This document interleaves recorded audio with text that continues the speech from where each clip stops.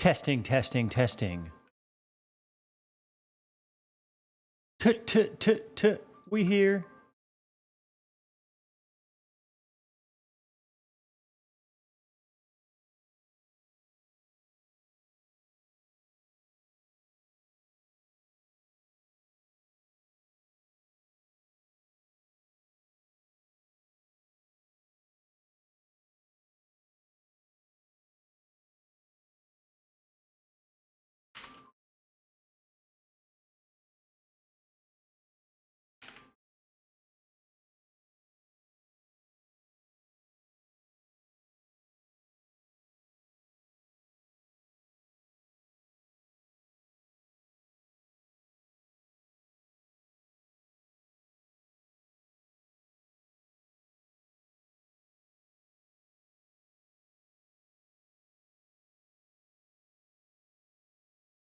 Oh, yeah.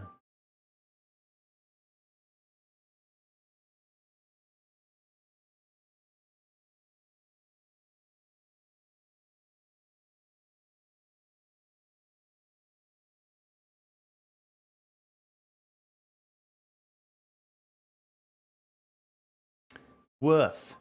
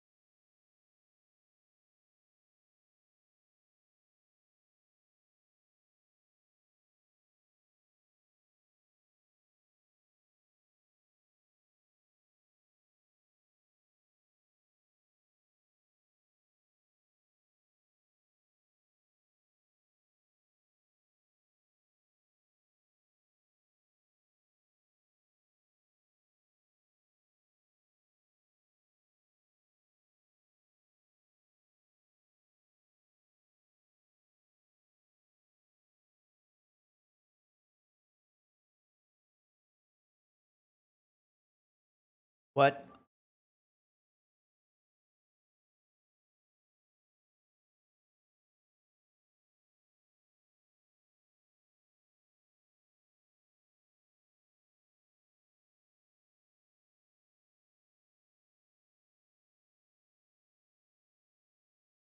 Hold the phone.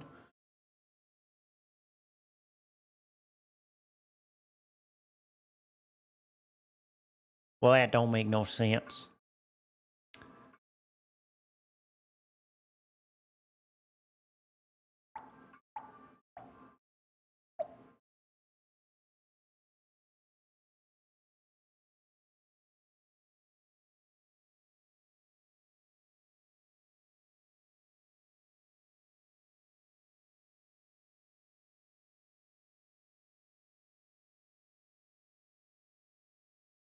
Okay.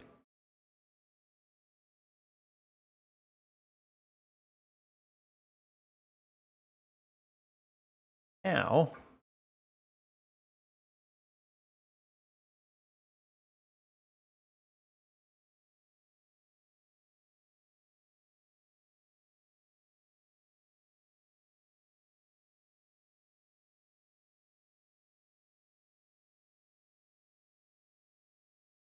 Oh, man. That's unfortunate.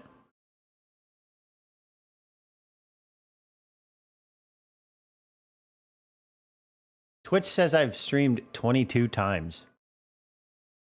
I've definitely streamed more than that.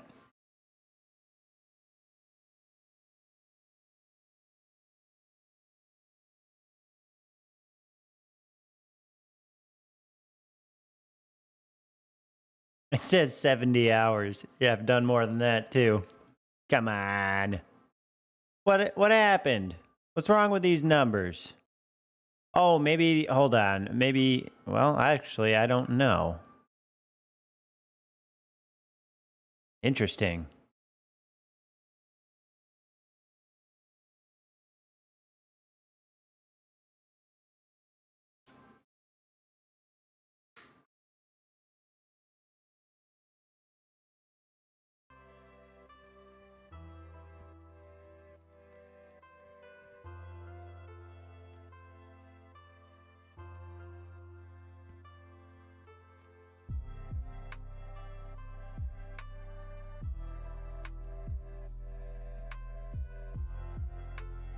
I want the fucking complaint, man.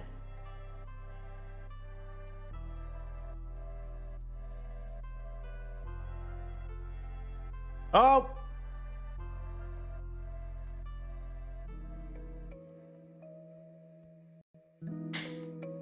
Here it is. Fucking Tennessee. All right.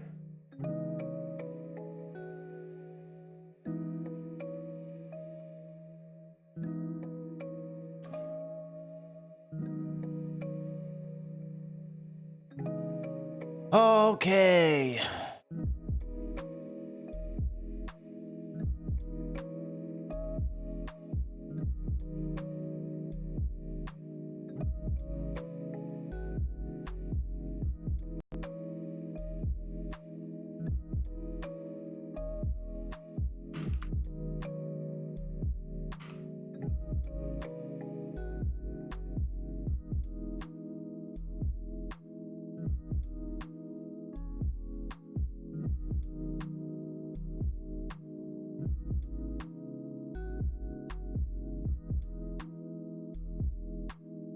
Okay.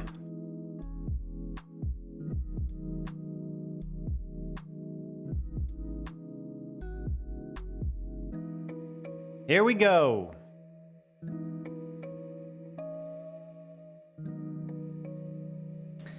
Plaintiffs Rachel Ramsbottom and Alexis Bowling, by and through undersigned counsel, hereby states. Jesus, what? This is, all right, this is 2 errors right at the beginning of the document. God, that shit drives me nuts. Okay. Hereby state as follows in support of their complaint against defendants Lauren Ashton, aka Bassnectar, Amorphous Music Inc., Amorphous, Bassnectar Touring Inc., also known as Bassnectar Touring herein, Red Light Management Inc., also known as Red Light herein, C3 Presents LLC, also known as C3 herein, an Interactive Giving Fund, also known as Interactive herein collectively referred to as defendants. Well, this should be interesting. Introduction. With the rapid rise of technological advances in the 21st century, a new genre of music was born. Nope.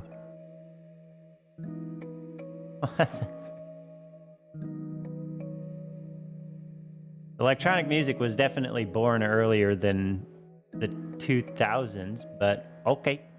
Anyways, EDM, popularly known as EDM, captured a generation.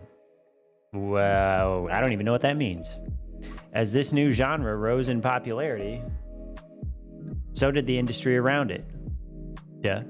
Festivals and concerts became an immensely profitable venture as hundreds of thousands of youth holy fuck. So slanted, dude. Flocked to these events around the country. So slanted right out of the gates. You gotta love it. Okay. Lauren Ashton, popularly known by his stage name Bassnectar, was regarded as one of the leading artists of the EDM scene, traveling from coast to coast performing shows and headlining large festivals. His dubstep-tinged electronica and strobe light experience was showcased. You mean were showcased in large clubs like the 930 Club in Washington, D.C. and New York's Terminal 5. Footnote. Article. Okay. Bassnectar's popularity became so great, in fact, that he began to host his own festivals, including Bass Center and Bass Island. What the fuck is Bass Island? I've never heard of that one. Okay. Out of 9 headlining shows reported to Billboard Box Score in 2011, Bassnectar sold out 8 of them and grossed $1.1 million.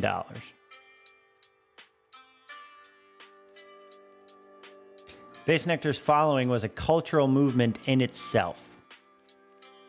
His fans, dubbed Bassheads, not unlike the Grateful Dead's Deadheads, would travel around the country making just enough money to get to the next show.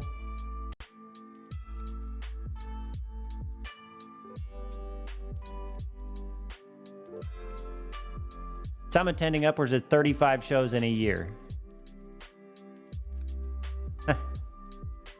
So people scrounge up just enough money to make it to a show. Like, what are you, calling us fucking poor?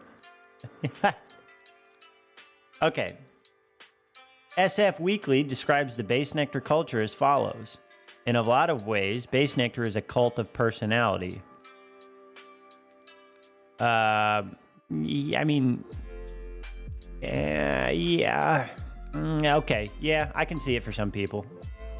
Ashton serves as a kind of tribal leader for his fans, a big brother with bass. He sees the project as a cultural and social concern, not merely a musical one, and speaks of his hardcore fans, known as Bassheads, like a family. Bassheads in turn show loyalty for Ashton and a communitarian spirit.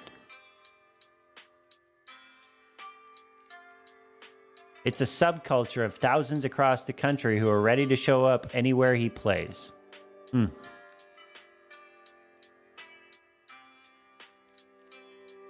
Yeah, okay. I'm gonna let that one be. Unlike many artists whose success relies on their record sales, fucking solid grammar, again, Bassnectar's clout was in his live performances. That's only part of it, but okay. According to Bassnectar, no comma, because our touring numbers were so monstrous last year being what? I just realized I could put out a CD and every noteworthy publication in the world could ignore it. What? But we're still gonna have 3,000 kids show up on a Monday night in Kentucky with my logo tattooed on their fucking neck. Whoa, hold on. Can I really not? Oh, man. Okay, this is an image document. Fuck. Whatever. I'm gonna have to verify that later. I'll probably do that shit off stream because who cares? Probably not you guys. Self-described on Twitter as a collaborative music project, not a person, Bassnectar utilized his platform to encourage adolescents and young people to become activists. He developed a charity for this purpose called the Interactive Giving Fund, formerly known as Be Interactive. When did the name change happen? I don't know. It partnered with organizations like Rock the Vote to get Bassheads registered to vote and Conscious Alliance to organize fans to help work with local food shelters. On multiple occasions, Bassnectar also offered therapy scholarships through various organizations. Okay, this is actually kind of interesting. They're explaining things that are actually helpful to his image, but shitting all over him basically everywhere else so far. Him and his fucking cult. A feature of the charity was its ambassadors program, a carefully selected group of young people tasked with generating ideas and connecting with the Basshead community. Ambassadors were also found at shows where they would search for others like them. What does that mean? What's the fucking quote?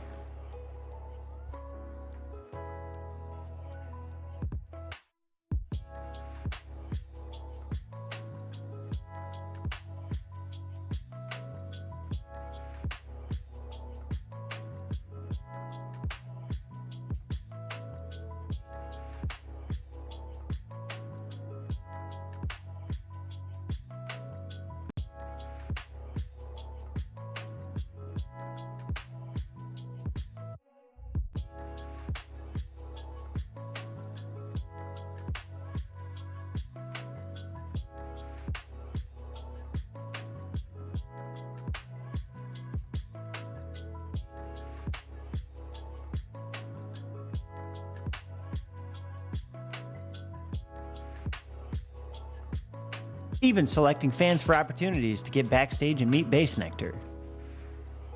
As described by a former fan, Bassnectar was postured as an altruistic activist organization originated by one man who provided a sense of belonging and righteousness to youth that may have felt like they never got that in their lives before. He gave them friends, fun, and a purpose. Oh,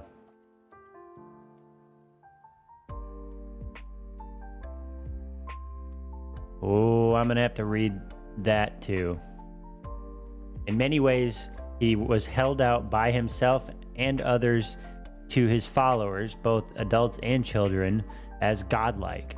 Can you point to anywhere where he held himself out as godlike? Please? For context? By the way, all of these fucking allegations are going to be denied so far. Every single one. Yet, Bassnectar's purported noble actions and reputation of being in service to some greater good were nothing more than a veil to mask his sinister desires and actions, and a means to use his power and influence to groom and ultimately sexually victimize underage girls. Okay, that's definitely not true. Oh, hey. Okay. And when I say that's definitely not true, I mean with respect to the nothing more than a veil portion of that. I suppose if the allegations we're about to read are true, it is possible that that was in part a veil, but there was material good done through the Bassnectar organization and movement. Now, Bassnectar solicited underage girls through various means, including, but not limited to, Twitter, the Be Interactive ambassadors, and live shows, presenting himself as an advisor and peer in order to gain young girls' trust. Despite the fact that he was in his mid-30s at the time. At what time? This is not fleshed out right now. This doesn't read well to me, which is concerning given the gravity of the allegations in the first place. Yeah, I don't know. Bassnectar was able to conceal yet maintain consistent contact with these underage girls through secretive messaging apps. Like what? Which he required all communication to be funneled through so that he could groom them for eventual commercial sex acts. Commercial sex acts. Okay. Get them to send him sexually explicit photographs and further exploit them for his own gratification. After ingratiating himself into their lives, Bassnectar provided these underage girls tickets to his shows, exposing them to his thousands of young followers, bassheads, in a culture premised on ideals such as community and collectivism. Bassnectar would also dictate how these underage girls were to behave, who the underage girls could hang out with, and mandate that their contact with him be hidden from their parents and the public. This is a long way to say, hey, keep the shit on the hush-hush. If that's even what happened, which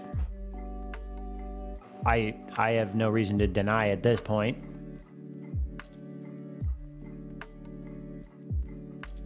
But we'll see what happens with that. After performances, Bassnectar would invite these underage girls to his hotel room and demand that the girls shower so that they were clean. Demand it. He would then have sex with them, requiring the sex to be unprotected without a condom, and would provide large sums of cash and other items of value in exchange. Fuck me. This doesn't even make sense so far. Like, that doesn't make sense to me. If you're trying to do some shit like this, why would a requirement be that it be unprotected? And if that were the case, why wouldn't... Oh, man. This begs so many questions. Okay.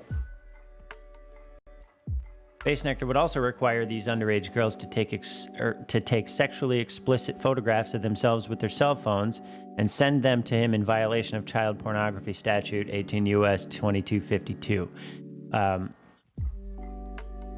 Man, there's so much, like, we need already, we're gonna need discovery on this shit. If it, yeah, okay.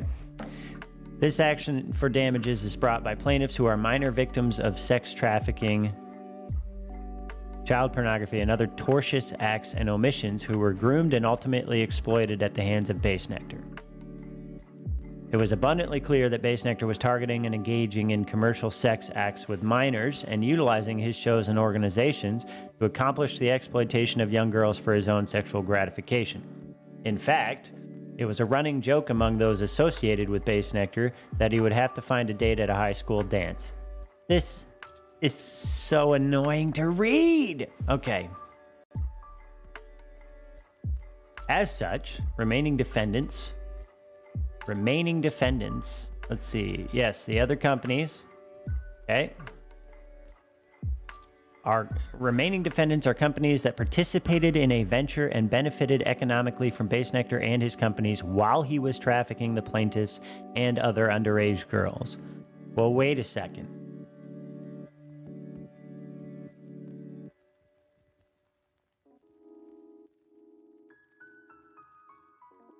I'm trying to have a conversation.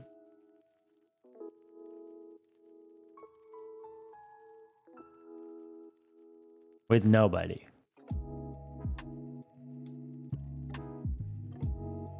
As a result of Bassnectar's trafficking of minor girls and solicitation and possession of child pornography, the remaining defendants knew, or, in the very least, should have known. There's negligence right there, in a sense. Was trafficking minor girls for commercial sex and other illegal activity. Wait a second. As a result of Bassnectar's trafficking and solicitation, the remaining defendants knew, or in the very least should have known, he was trafficking. Because he was trafficking, these people should have known he was trafficking. That's what that paragraph says. Paragraph 17 says, because he was doing these things, obviously they should have known he was doing these things.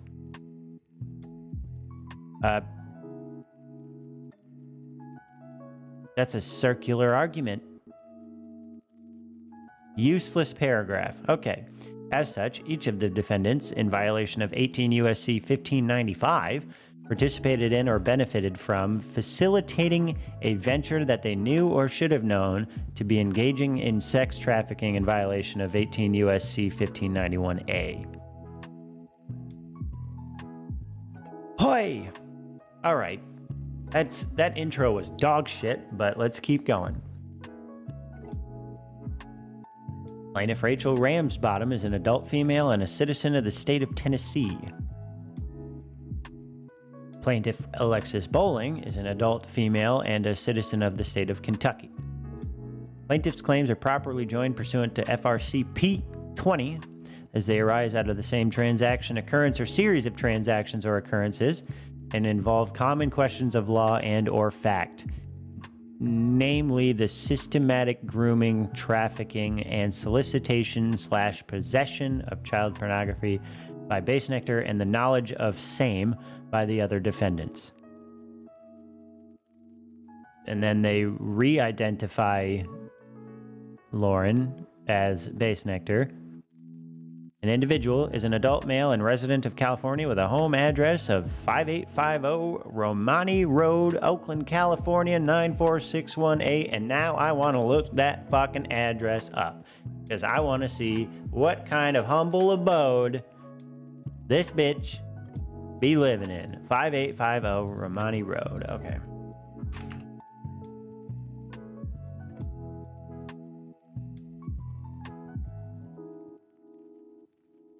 Whoa, no shit.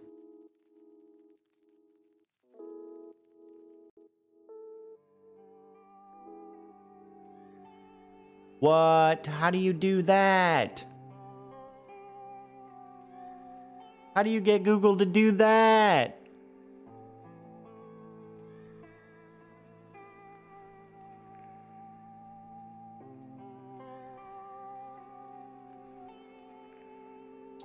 What?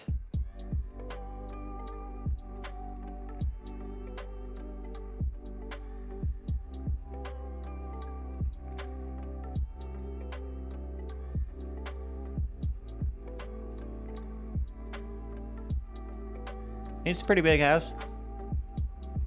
Kind of crazy that you can't, like, I didn't know that was even possible. Anyways.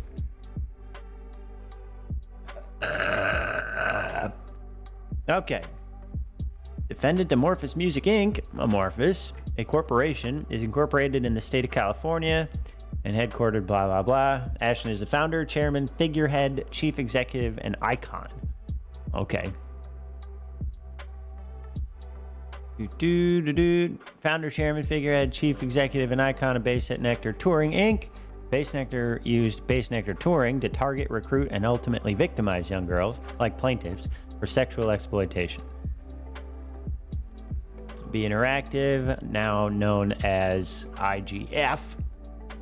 Blah, blah, blah. Founder and former chairman, figurehead, chief executive, and icon thereof. Bassnectar utilized it. Blah, blah, blah. Same shit. All right. All the same shit.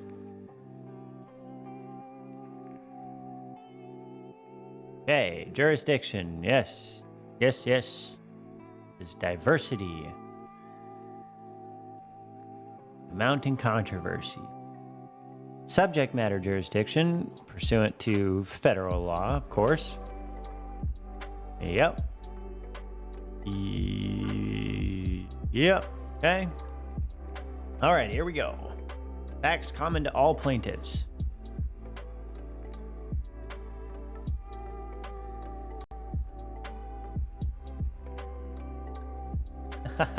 Like many of their peers in high school, plaintiffs had an interest in electronic dance music, EDM, and were fans of Bassnectar. Like, why did they quote it right there? Plaintiffs followed at Bassnectar on Twitter. Okay. Bassnectar maintained control of the at Bassnectar Twitter account and used it to interact with fans. Through the Bassnectar Twitter account, Bassnectar found plaintiffs and contacted them through direct messages, providing his personal number and email to maintain communication. Okay. So, not even at the outset does it appear that he's requiring personal messaging, at least at the outset. Not to say it doesn't happen subsequently, but at the outset, it's not there. Bassnectar maintained consistent communication with plaintiffs through text, email, and secretive communication apps. Gotcha. In an effort to groom plaintiffs, Bassnectar asked about personal details of plaintiffs' lives and provided advice, including encouraging them to watch American Beauty, a movie about an older man having a relationship with a young girl. Bassnectar referenced American Beauty at his shows, too. Fair enough. He used the visual of the scene with the actress laying in rose petals and had rose petals fall from the sky at one of his New Year's Eve shows. Through these communications, Bassnectar had personal knowledge that both plaintiffs were underage. What communications, please, I need to know, establish that he had personal knowledge that they were underage? That's step one. Well, it's not step one. We just went through a bunch of steps. Anyways, Bassnectar supplied tickets and travel arrangements for plaintiffs to attend his performances. Plaintiffs were subsequently invited to his hotel room, where Bassnectar had sex with them, which Bassnectar mandated be without the use of a condom.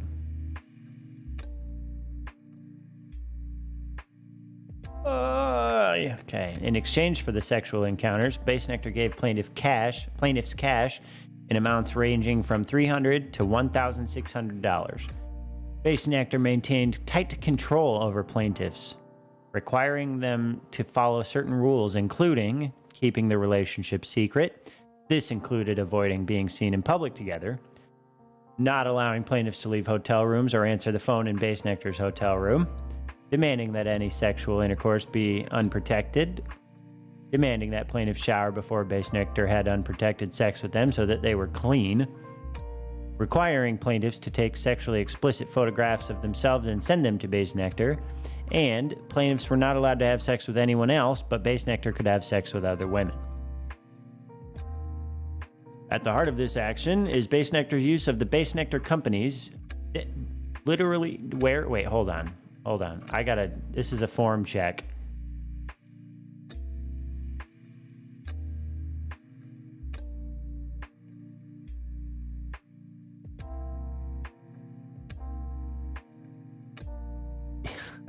Yeah, okay. So there is no such thing in this document as what they define here as the Bassnectar companies. Now, we can extrapolate that one pretty easily, but poor form, once again. Okay, to facilitate and enable the sex trafficking of underage girls in the United States. Keep going. The Bassnectar companies fund and support Bassnectar's illegal sex trafficking venture, and Bassnectar uses the Bassnectar company's brand, resources, and promotional events to recruit, lure, entice, and/or groom his victims and force or coerce them, or knowing that the victim has not attained the age of 18 years, into engaging in commercial sex acts. That was a vomit paragraph. In turn, the Bassnectar companies knowingly benefit from their participation in Bassnectar's venture. What is that venture? Via the continued promotion of the Bassnectar brand. Bassnectar, using the Bassnectar company's resources, engaged in a pattern and practice of recruiting, luring, enticing, obtaining, and grooming underage girls. What the fuck? Okay. And causing them through force, fraud, or coercion, or knowing that the victim had not yet attained the age of 18 years, to engage in commercial sex acts through, among other means, providing cash payments and other commercially lucrative benefits, such as transportation and concert/event tickets. The Bassnectar companies have actual knowledge of Bassnectar's unlawful commercial sex acts through him, as he is the... Oh, okay. That's... Yeah, okay. Now I see what they're talking about. As he is the founder of the Bassnectar companies and intimately involved their day-to-day operations. I want to go back and be very clear about the parties real quick. Okay, so I know that Amorphous Music is his. I know Bassnectar Touring is his. Interactive Giving Fund was his, right? Yep.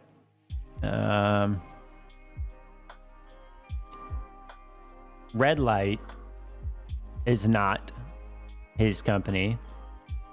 And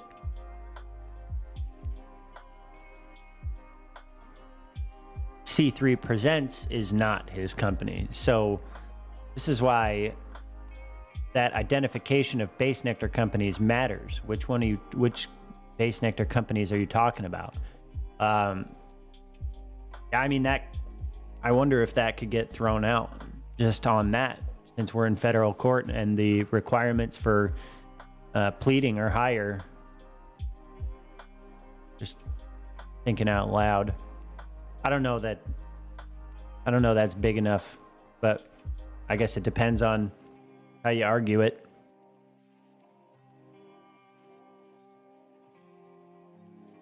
Further, the Bassnectar companies knowingly aided and abetted, facilitated, and participated in Bassnectar's illegal sex trafficking venture by being integrally involved in the recruitment of the underage victims and the logistical steps necessary for Bassnectar to recruit, lure, entice, obtain, and groom the underage victims. Which ones? Bassnectar intentionally used the Bassnectar company's resources to blah, blah, blah, to engage in commercial sex acts and other degrading acts. Like, okay, so now we're talking about other degrading acts too. What does that mean? For which he always provided Bassnectar companies resources as value. Further, the Bassnectar companies knowingly financed Bassnectar's commercial sex acts. This is seeming weirder and weirder, and it almost has a feel like it's not intended to be like a real damning complaint so much as it is to get a court case going. And I mean, maybe not bother with taking it to a trial because they're going to try and settle. I don't know, man, this is This is weird. Okay. Bassnectar's conduct, as outlined above, violates the TVPA and TVPRA. Well, don't know what either of those mean because you didn't,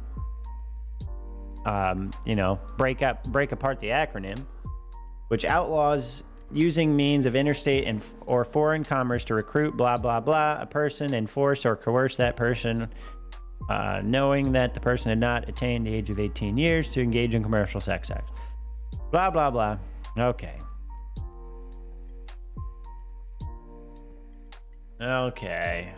So, in June 2020, an Instagram account was created titled "At Evidence Against Bassnectar," where dozens of young and underage women detailed the ways in which they were victimized by Bassnectar. Terrified of his illegal conduct being exposed, Bassnectar contacted plaintiffs, telling them they were special and that he would always love them, going so far as to offer money in an attempt to coerce and manipulate plaintiffs into staying silent. This is all gonna get denied. This is not helpful to me. Damn it.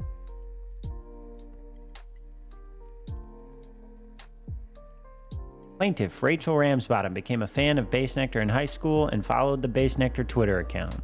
In September 2012, after tweeting about a Bassnectar show cancellation, Rachel was contacted by defendant Bassnectar. Just Bassnectar, dude. It's your fucking complaint. You already identified him. Jesus. Through a private message on Twitter. Bassnectar informed Rachel that he would be playing a show in Nashville in her home state of Tennessee. The first Bassnectar show Rachel went to was his New Year's Eve show in Nashville in 2012. Bassnectar knew Rachel was underage at the time, but he wanted to see Rachel the next day regardless. Rachel did not meet with him because she was with her brother at the time. However, Bassnectar provided his phone number and email address and maintained communication with Rachel every day or every other day from the end of September 2012 until May 2013. Bro, that's a lot of staying in touch for, what do you got, 9 months? During this time, Bassnectar was aware that Rachel was a minor and in high school. Bassnectar would read Rachel's school assignments and even asked her to write one for him. Bassnectar said the paper he wanted Rachel to write him would take about 4 to 5 hours. Bassnectar manipulated Rachel and gained the trust of Rachel by presenting himself as a friend and a mentor, discussing school and offering his advice. Yet his communications had sexual undertones, grooming Rachel for what would later become Bassnectar sexually abusing and exploiting Rachel while she was still a child under the age of 18. Here we go. Examples include, but are not limited to, asking her what she would want to do if they met, telling her that every guy wants to have sex with her, directing Rachel to break up with her high school boyfriend at the time, which she did, telling Rachel her last name blows him away and was really sexy. What? Asking about her social life and having Rachel engage in phone sex with him. Okay. In May 2013, Bassnectar was in Memphis performing at the Beale Street Music Festival. On or about May 3rd, 2013, Rachel met Bassnectar at the Marriott Hotel in Memphis. Instead of meeting in the lobby as originally planned, Bassnectar directed Rachel to meet him in the elevator. When she did, Bassnectar did not say a word to Rachel. Instead, Bassnectar took Rachel to his hotel room and had sex with her. Without saying a word, Bassnectar refused to wear a condom and never asked if Rachel was on birth control.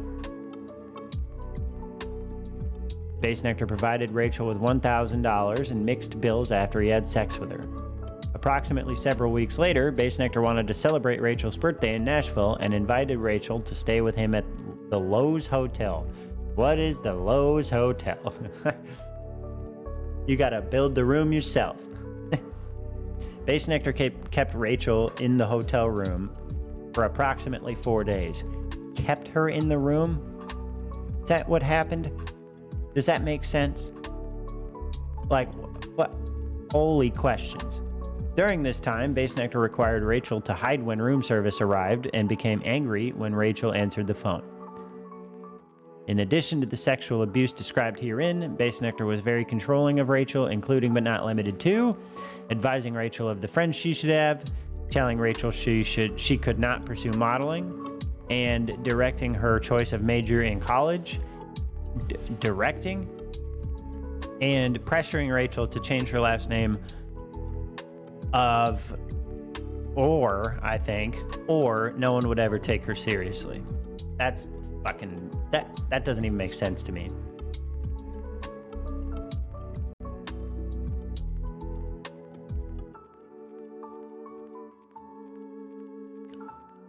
Oh, well, okay. Further, Rachel was required to follow Bassnectar's rule. She was not allowed to have sex with anyone else, but he could have sex with whomever he wanted and unprotected sex with Rachel whenever he wanted. On numerous occasions, when Rachel was a minor, Bassnectar solicited Rachel to take and send sexually explicit photographs of herself while naked. Rachel complied. As such, Bassnectar engaged in the manufacture and possession of child pornography on numerous occasions. November 2013 was the last time Bassnectar and Rachel saw each other in person. What's the statute on these things?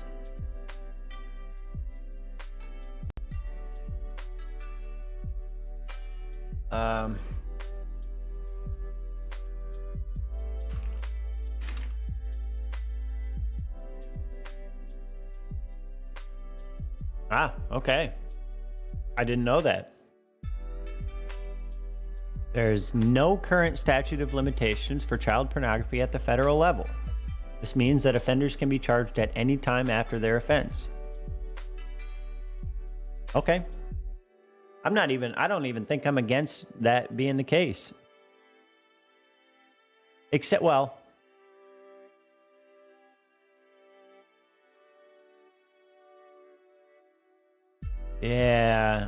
I'm not sure. I'm not sure I have anything against that. I'm trying to think of, like, once you've discovered it, should you raise it when you've discovered it or lose your chance? Or, like, is it okay that because there's no statute of limitations at any point, you can just sit on it? I don't know that it particularly matters. I mean, it's one of the most serious things you can do. One of the most terrible things you can do if it's the case. Interesting. Okay, I'm thinking about that one. I'm going to gnaw on that. After the Me Too movement began in 2016, Bassnectar reached out to Rachel, checking in with her often and telling her, "You know I love you."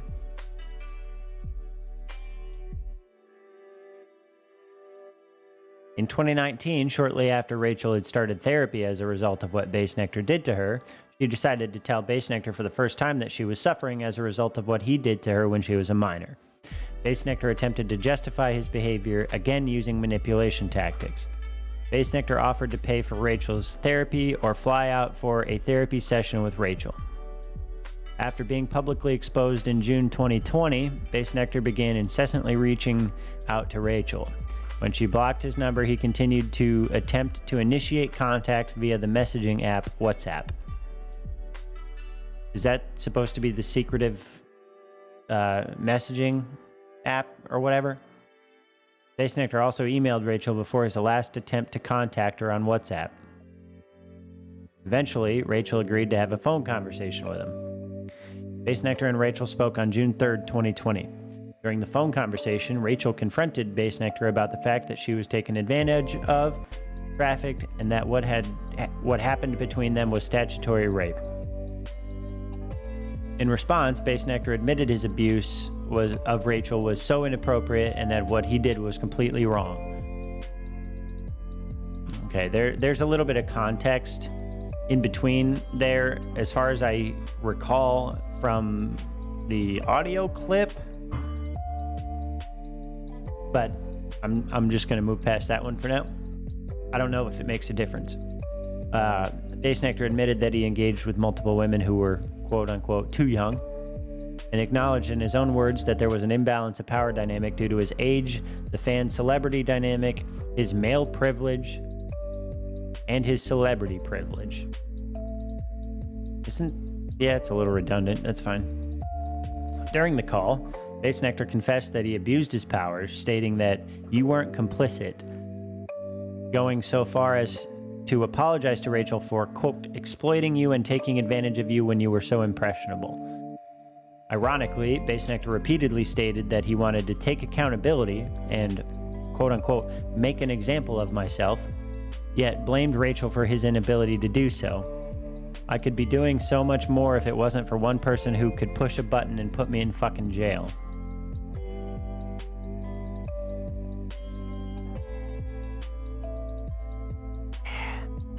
I want to hear the clip, dude. All right. Importantly, Bassnectar admitted his conduct was illegal. Oh. And referenced his risk of going to jail numerous times throughout the conversation. If you think it's worth me living forever in a Tennessee jail to be raped or beat to death, I do remember hearing that, but fuck context, man. I hate it. I need it. Do you think I deserve to be in jail in Tennessee? The one thing that gets in the way is if I have to go to a Tennessee jail for life. Do you understand me taking accountability over the phone with you right now? ... What's the ... for? Is colored by the fact that me talking to you can result in a Tennessee jail that is not a 6-month sentence. There's only one person who has the potential to take me from being really sorry ... to being raped in a Tennessee jail. During the phone conversation, Bassnectar repeatedly offered Rachel money. And here's another thing. Is there a criminal case? Because this is a civil case. During the phone conversation, Bassnectar repeatedly offered Rachel money and other benefits in an attempt to coerce her into remaining silent. Rachel has suffered substantial physical and psychological injuries and emotional distress as a result of being sexually abused, exploited, and trafficked. Now, on to Alexis Bowling. Alexis was a fan of Bassnectar in high school and tweeted to Bassnectar on or around her 17th birthday. Bassnectar contacted Alexis through a direct message wishing her happy birthday. Throughout her senior year, Bassnectar, through the Bassnectar Twitter account, would reply to her tweets. Around April 2014... Wait a second. Okay.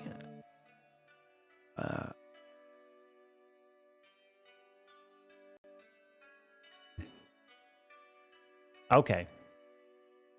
So around when was she in high school on her 17th birthday?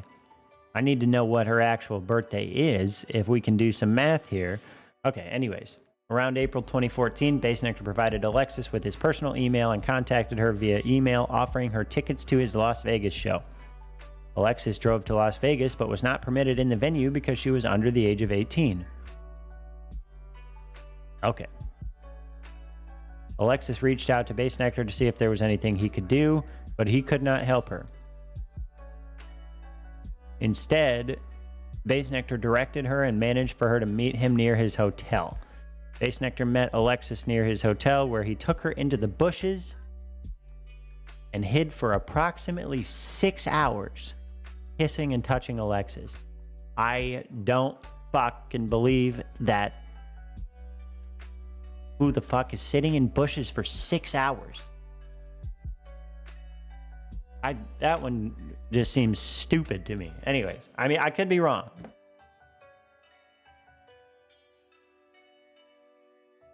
Afterwards, Bassnectar paid Alexis $300 in cash and instructed her to download the Wicker messaging app so they could stay in touch. What is Wicker, dude? Okay, on or around July 1, 2014, Bassnectar flew to Kentucky to visit Alexis. She picked him up from the airport and took him to the Lexington Griffin Gate Marriott, where he stayed for 4 days. During this visit, Ashton, why are you calling it Ashton? Had sex with Alexis. Bassnectar paid Alexis $1,600 after he had sex with her. Approximately 2 weeks later, Bassnectar again visited Alexis again. Holy shit on this complaint, dude. And stayed at the Hyatt Hotel in Cincinnati for 3 or 4 days. On approximately August 1, 2014, Bassnectar again visited Alexis and stayed at a hotel in Covington, Kentucky. He again stayed for 3 or 4 days. During each visit, Bassnectar had sex with Alexis multiple times. On numerous occasions, Bassnectar solicited Alexis to take and send sexually explicit photographs of herself while naked. Alexis complied. Insecure, welcome. Welcome, welcome. We are reading a complaint against one of our old favorite artists who is, I mean, if all of these things are true, no longer an artist at all, and no longer our favorite artist by a long shot.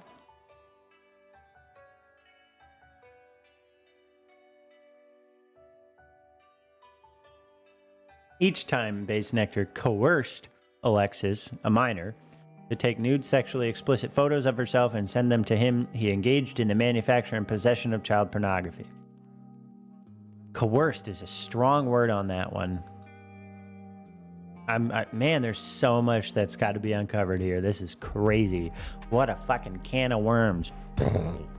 Following the death of her father, I don't know why father is capitalized, but Bassnectar told Alexis that he could offer guidance and advice to Alexis like a father and do all the things a father would do for her. Bassnectar dictated and controlled every aspect of Alexis's life, every aspect of her life, telling her what she could or could not do, who she could hang out with, what she could wear, etc. Deny. Bassnectar required that Alexis not tell anyone about Bassnectar's contact with her, physical or otherwise. Deny. Bassnectar also ensured and required that he was not seen in public with Alexis and vice versa. It doesn't matter, that paragraph is going to get denied. Okay. Bassnectar lied to Alexis, telling her that the reason she couldn't tell anyone about their contact or be seen in public with her is because he had never dated a younger girl, he didn't want to be judged, and that no one would understand their love. That's going to be denied. Not to say that one's not true. I will point out denies on things that are obviously something that you can deny even if you don't know the facts. Just based on fucking think about it. This is why you need to be very careful with language, in my opinion. Between 2014 to 2016, Bassnectar paid for and flew Alexis all over the country to see him while he was on tour. On most of these visits, Bassnectar would make Alexis stay in his hotel room the entire time. Bassnectar would have sex with Alexis during these visits. This occurred in approximately 10 different states. Wait a second. Would that mean that every time he went over somewhere while he was on tour, like she wouldn't even go to the concert or what?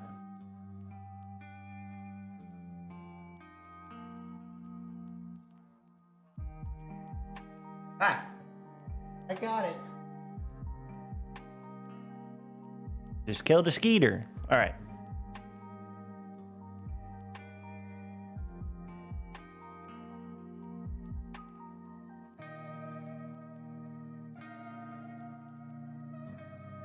Okay. In December 2015, Bassnectar had Alexis fly to California to visit him at his home in Oakland. Upon arrival, Bassnectar directed Alexis to take an Uber to a mini-mart near his house.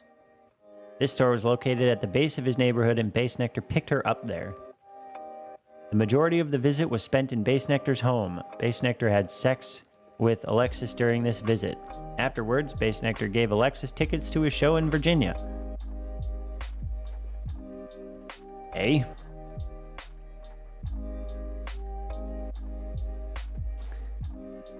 Alexis was studying interior design, and Bassnectar informed Alexis that he could get her a job with the prestigious Deborah Burke design firm.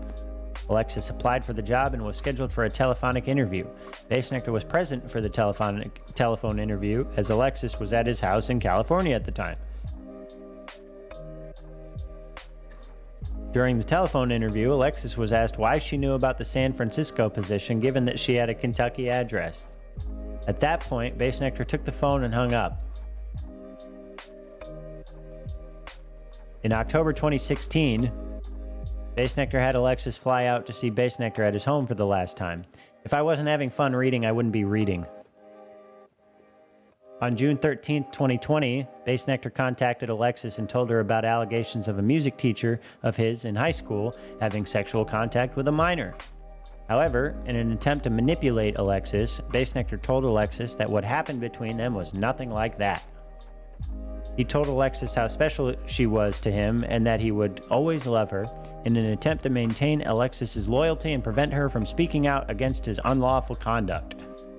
Moreover, following the posting of evidence against Bassnectar on Instagram, the head of Bassnectar's charitable organization contacted Alexis in an attempt to further manipulate and silence Alexis from speaking out about what Bassnectar did to her as a minor.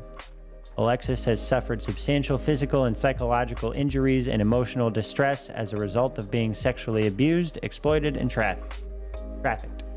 Okay. Now the specific counts. Plaintiffs incorporate each foregoing allegation. Sex trafficking is defined by the TVPRA. What is the TVPRA, damn it? Now I actually have to fucking look it up. Wait. Victims of Trafficking and Violence Protection Act of 2000 and Trafficking Victims Protection Reauthorization Act.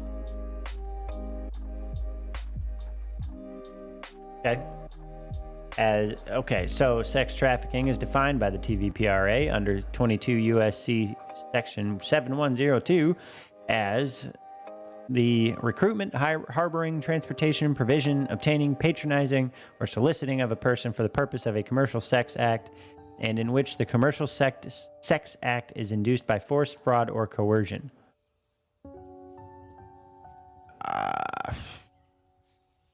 Okay. Pursuant to blah, blah, blah.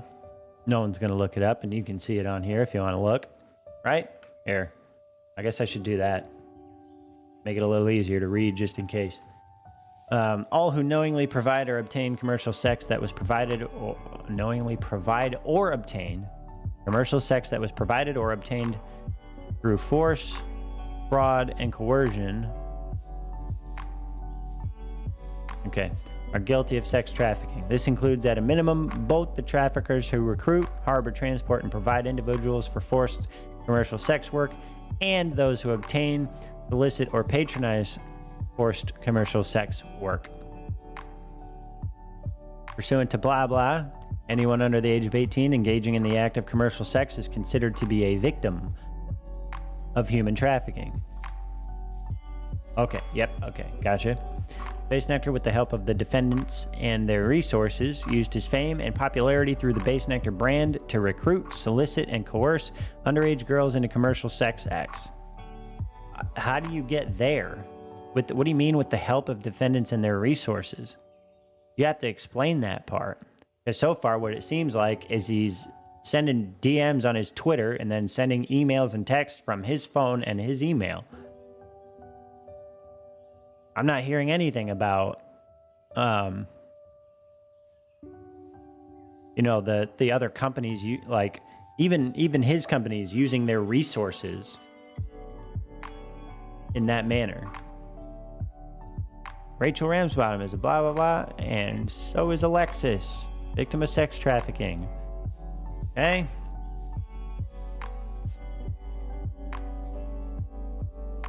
Okay.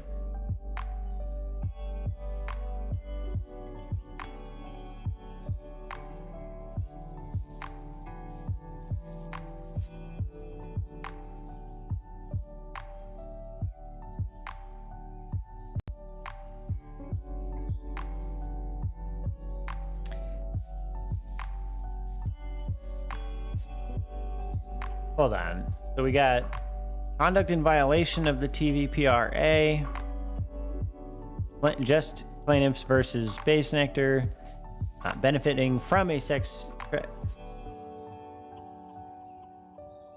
Yes, that is indeed a game.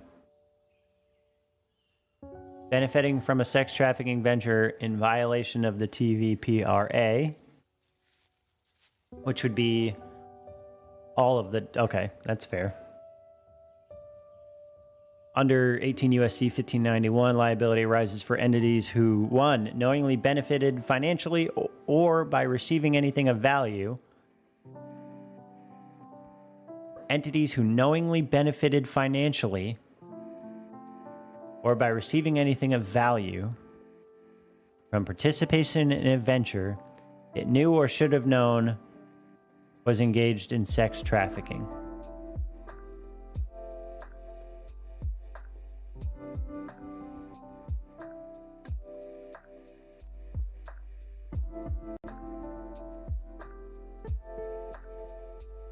What?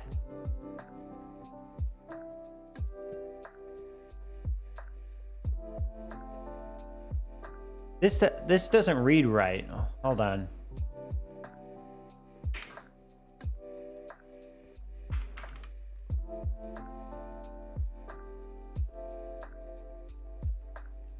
What was it?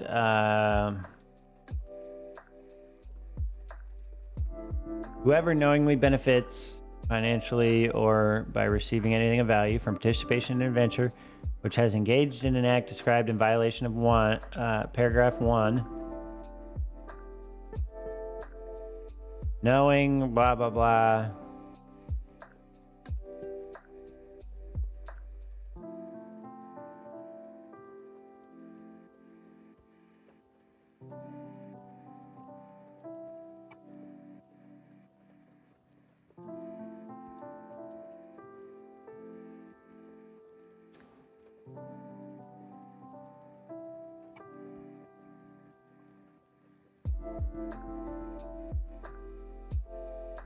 Wait, the language of this doesn't make sense to me. Okay, so liability arises for entities who knowingly benefited financially or by receiving anything of value from participation in a venture it, the entity, knew or should have known was engaged in sex trafficking. What is that part?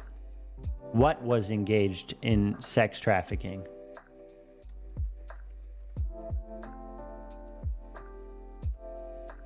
I don't know. I might be. That doesn't read well for me. I'm not sure that part makes sense, and I'm also not sure I know exactly how to explain why that doesn't make sense. So, for entities who knowingly benefited financially or by receiving anything of value from participation in a venture, so is it the venture that was engaged in sex trafficking? And what is the venture? Because I think the venture for the companies was the shows and merch and the label and all of that shit. I don't think those things were engaged in it. I mean, you can argue that like Bassnectar was doing it and then there's like this respondeat superior thing, but it's not necessarily to say that these companies were engaged in that specifically. There's an association, but not an actual engagement. I don't know. Okay. I'm going to chew on that one too. Pursuant to the same section, basically, anyone under the age of 18 is considered to be a victim. Got it. Uh-huh. Yep, that's true. Ish, I think.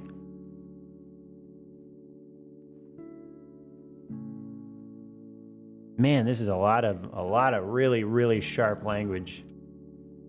They're setting the bar higher on themselves. So the thing is, you better be able to prove this stuff. Unless you're just intent on, forcing some settlement out of this whole thing. Defendants knew or were in reckless disregard of the fact that it was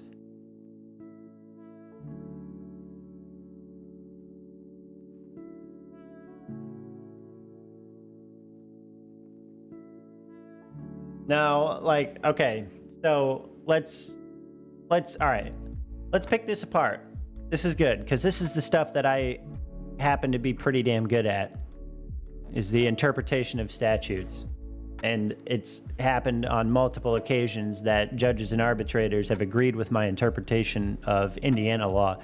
So let's try and apply it here and see how this works out. So we're going to start with the section, the code section itself, not the sort of reworked or paraphrased section, because that may be wherein lies the problem. So whoever knowingly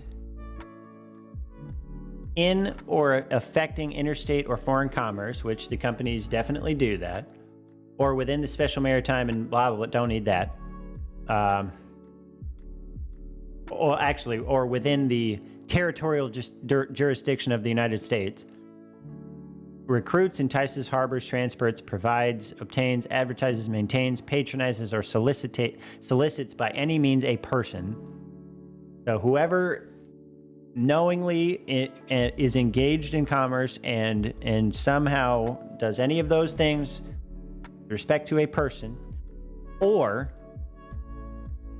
wait a second.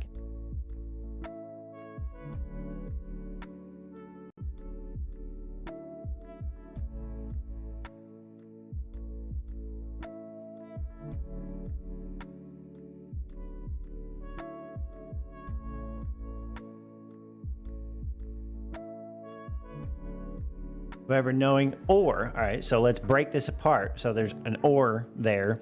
So whoever knowingly benefits. Okay, so we can just skip one entirely, I guess.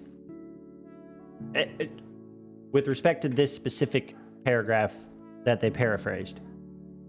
So it's like 1591A2. Whoever knowingly benefits from participation in a venture which has engaged in an act described in violation of paragraph 1. Okay, so now it brings the first back in here.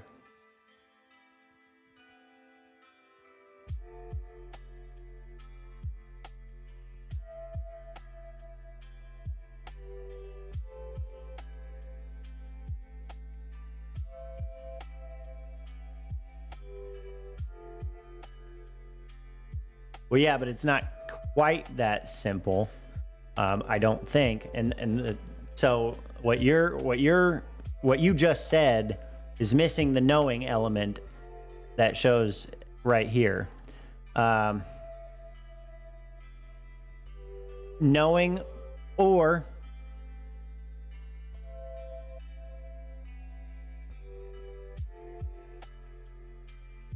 well, yeah, but that's why I'm saying. Like, I'm not saying that's your stance. I know we're doing the interpretation part. That's okay. And plus, you can do interpretation shit that might seem like somewhat of a stance, and it may just be somewhat edgy. Yeah, we can do voice chat. Just go ahead and call me.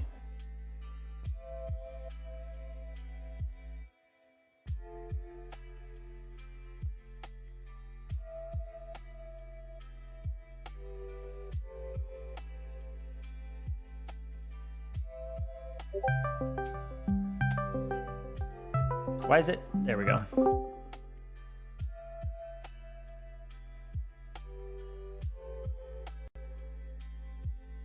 Oh. God damn it.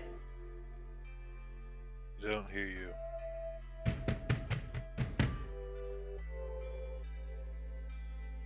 Yep. Hold on. God damn it.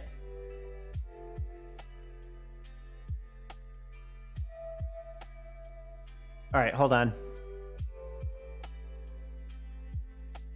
Want to become famous?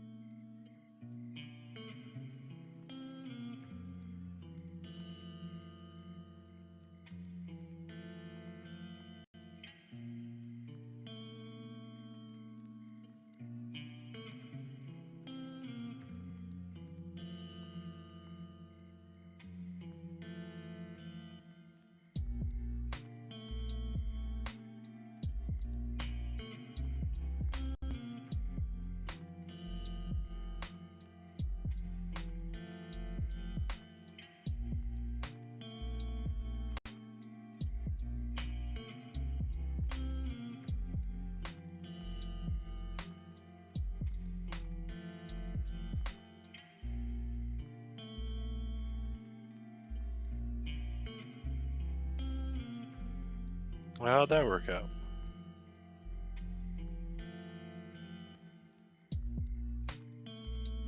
Nice.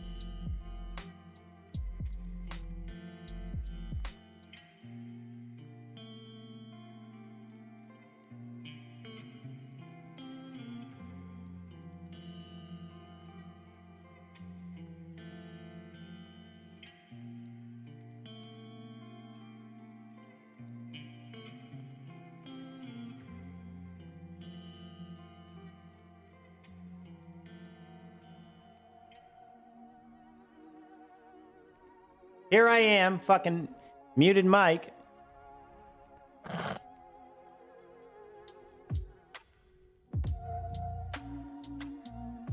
Dang, bro, you pro? Well, nobody likes to help me, so I have to figure all this shit out by myself. Okay. So knowing or in reckless disregard of the fact that these things will be used to cause the person or engage will be used to cause the person to engage in a commercial sex act.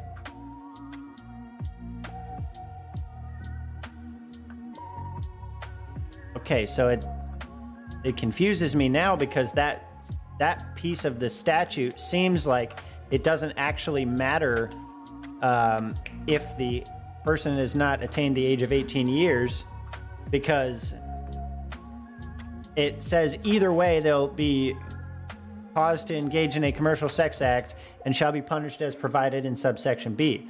So then what's the point of pointing out or that the person has not attained the age of 18 years?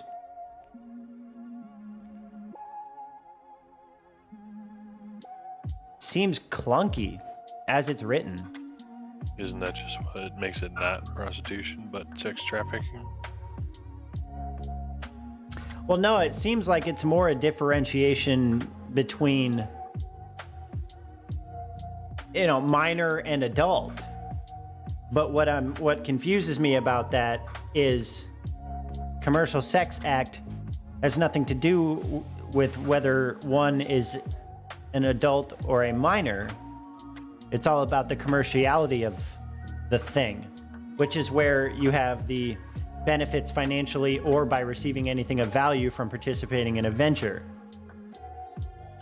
So I'm curious as to why the language is in here, or that the person has not attained the age of 18 years, but for that,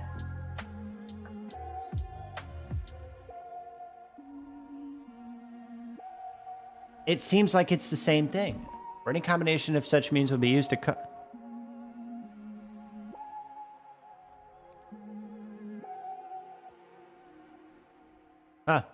Okay, I'm not going to hang up on that, but it still sounds clunky to me, the statute. Maybe I'll have to read some case law or case law applicable to this statute and see what the interpretation has been determined to be by some courts. Yeah, okay. Either way, moving on from that for now.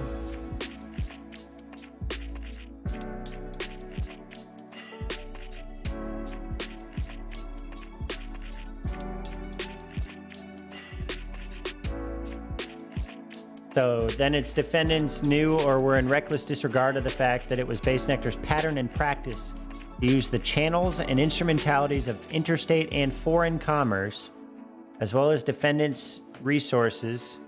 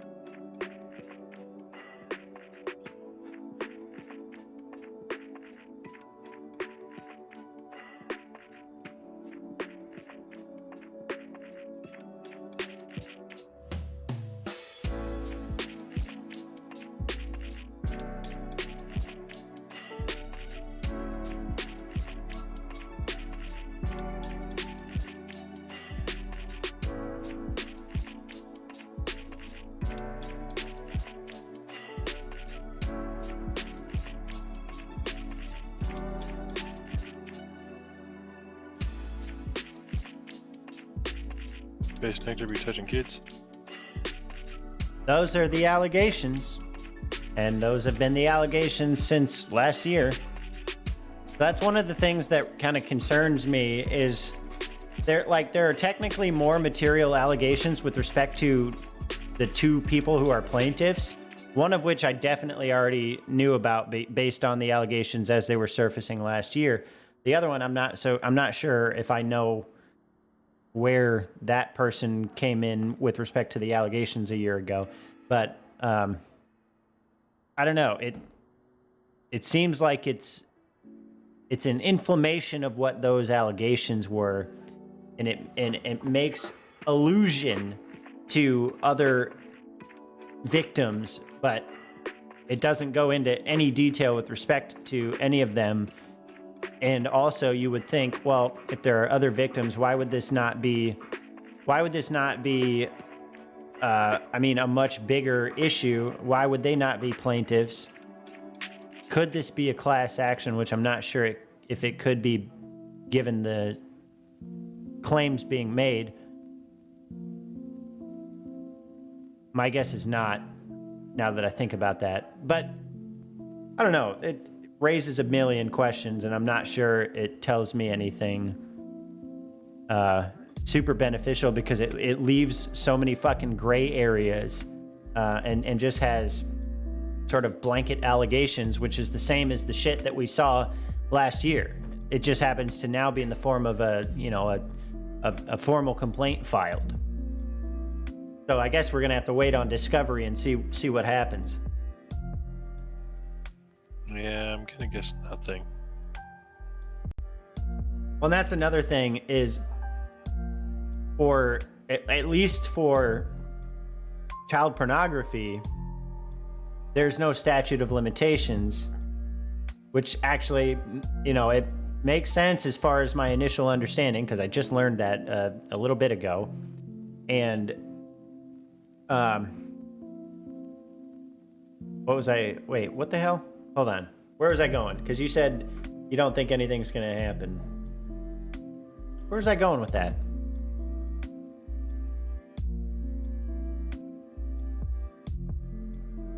Fuck, I just lost my train of thought.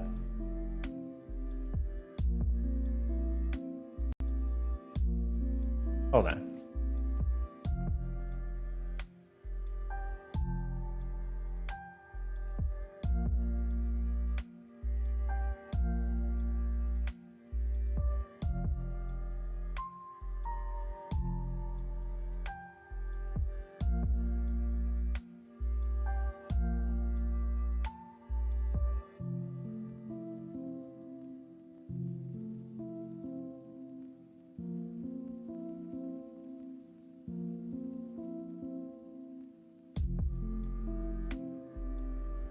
Nope. It's full on gone. God damn it. Train has left the station. Yep.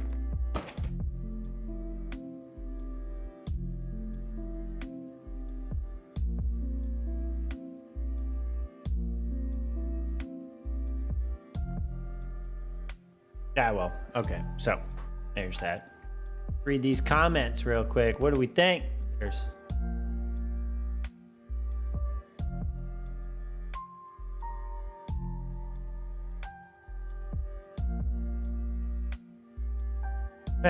yeah, I kind of agree with this, although they're missing a whole bunch of them. Says there are several grammatical errors that appear around line 90 and continue after. No, they start earlier than that, pal. I'm not a lawyer, but who the hell would put forward a civil suit with this many errors? Fantastic question, especially if it's of this gravity. I'd be furious if I was the plaintiff and the accusations are true. Yeah, I mean, yeah, I agree.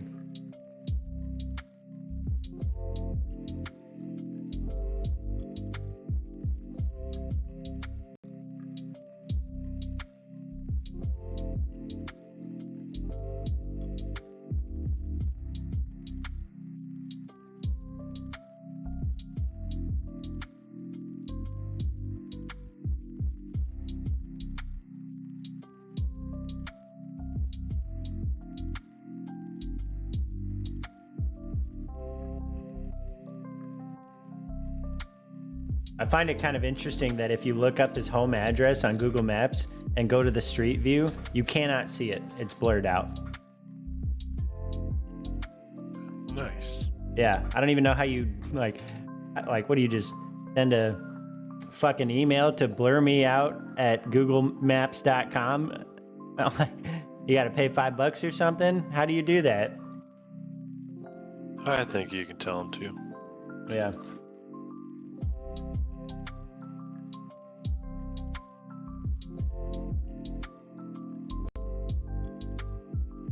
Oh. That's what I was saying. It came back. Okay.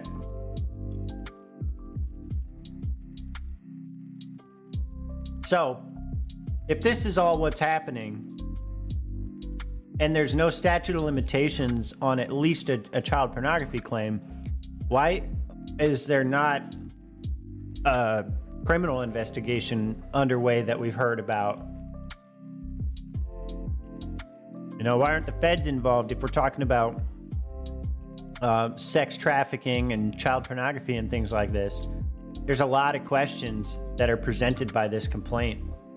And I mean, as much as it sucks that it directly pertains to who was and most likely will forever remain was one of our favorite artists, I'm going to follow the shit out of this because it's interesting to me. And also we've got that investment. So there you go.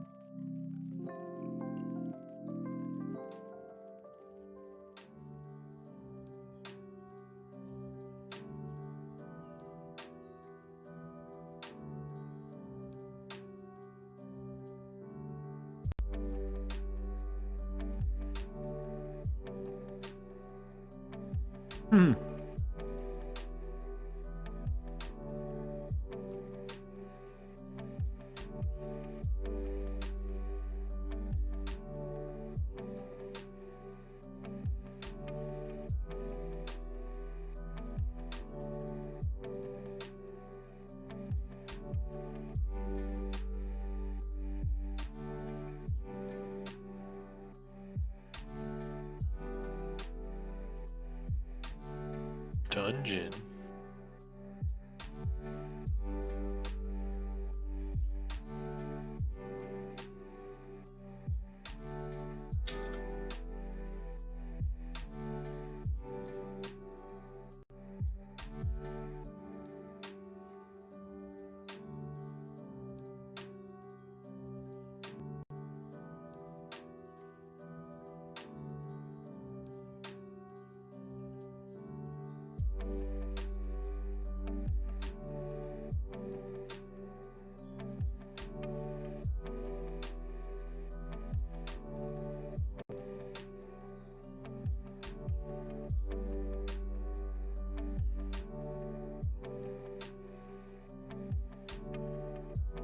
Okay.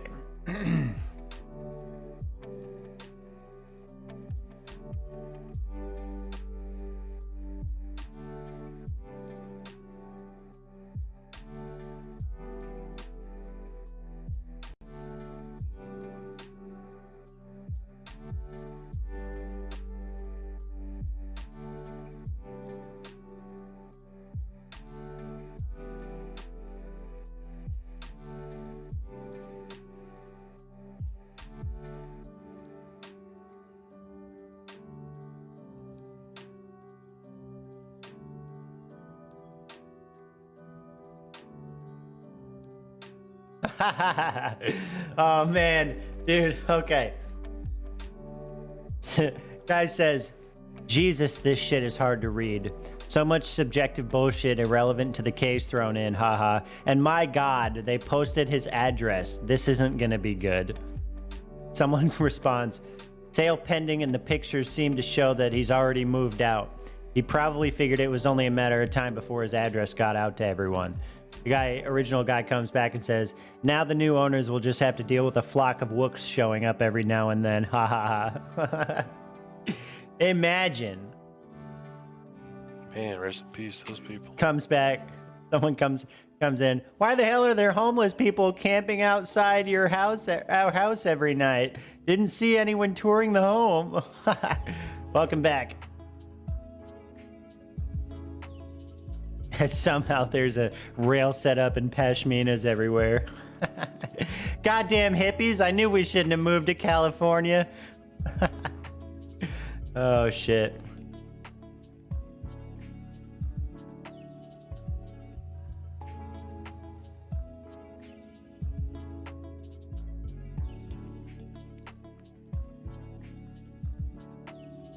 Oh, well, there you go. So someone asked why the entrance of his house was blurred on the street view, and someone said anyone can request to make their house like that. I use Google Maps pretty regularly for my job, and it's not that uncommon. Huh. That's the first time I'd seen that, so good to know. Cat! Right there. Poke, poke. Poke, poke, poke. Poke. You see that? She opened her eyes to that. What the hell? What a weirdo.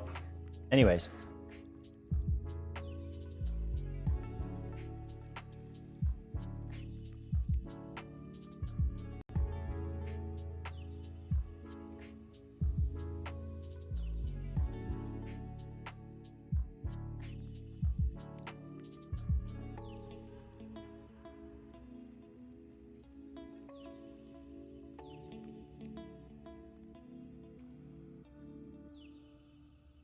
Whoa!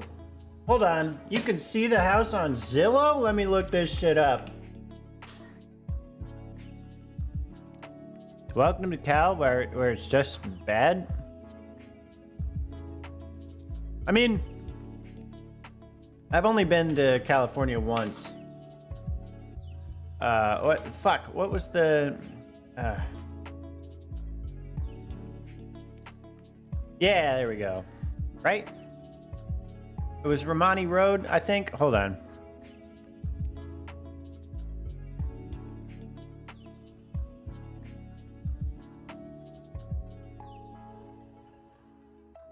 Yeah, Romani Road. Yep, okay. Yo, let's look at fucking Bassnectar's house. Come on. 1.8 million. No big deal. That is fucking crazy. It's a...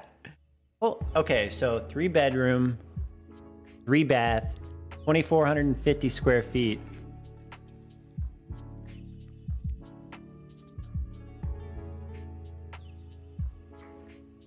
That's interesting. Okay, anyways. Let's look at some pics.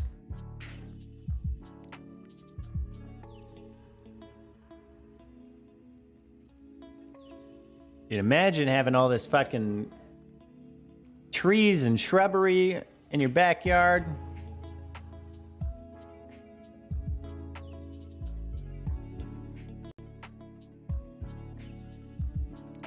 What? Why are there stairs there? That's goofy.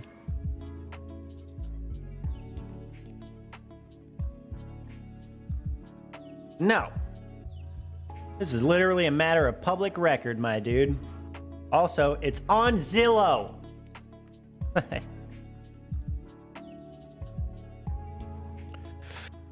Can't believe you're doxing Bassnectar. Yeah. Yeah, no, I'm not the one doxing. If anything, I just took the info from the one who did dox. Or the ones who did dox.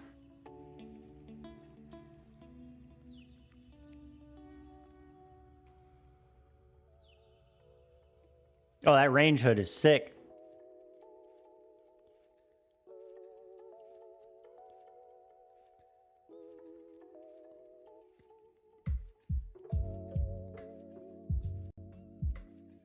Like some fucking IKEA table or something. Everything just looks like it's from IKEA. Literally all of it. Oh, that's sweet. Check this out. The fucking outlets down here, that's dope.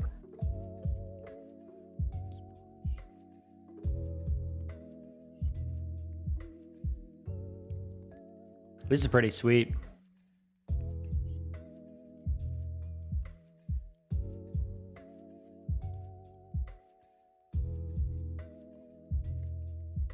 Right, this doesn't even feel like this would be his house.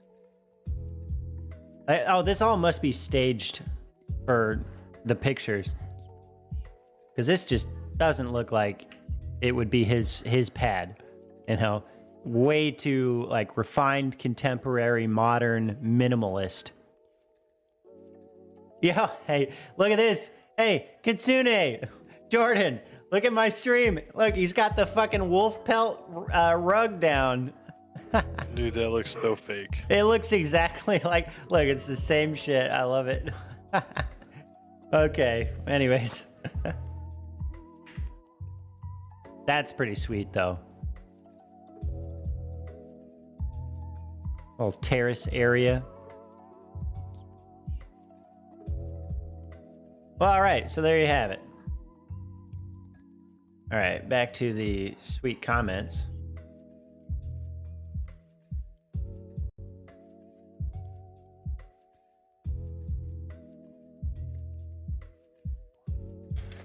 So did you make your own server?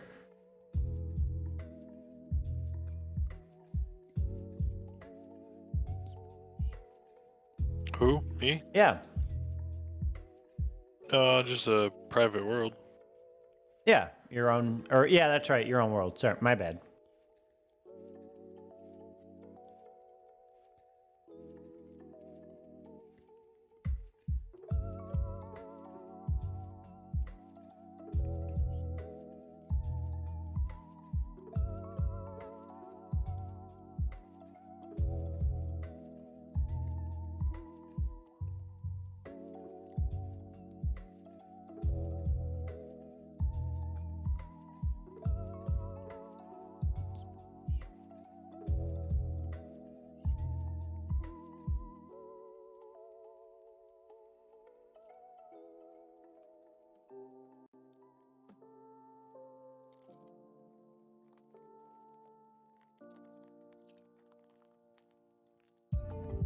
If only there was a server I could play on.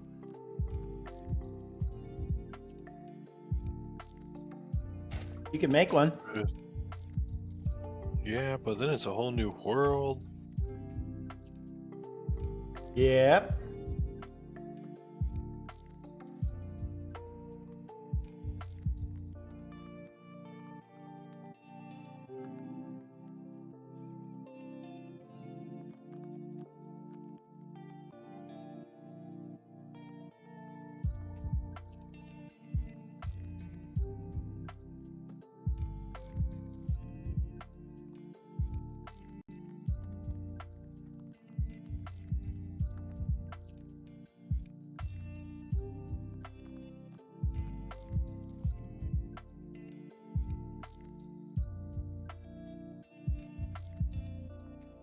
Dude, I'm sorry, but like, people's fucking takes on Reddit are dumb.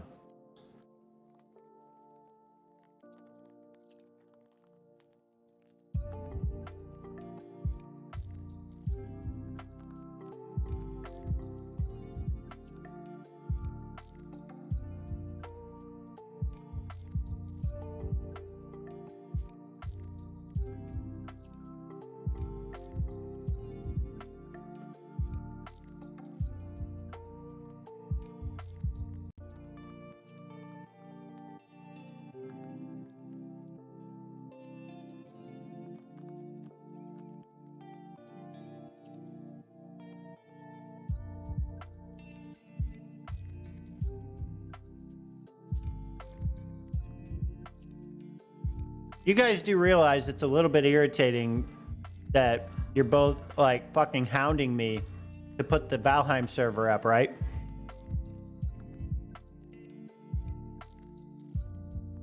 No, I'm not. No, it's not idea what you're talking about. I mean, you both are.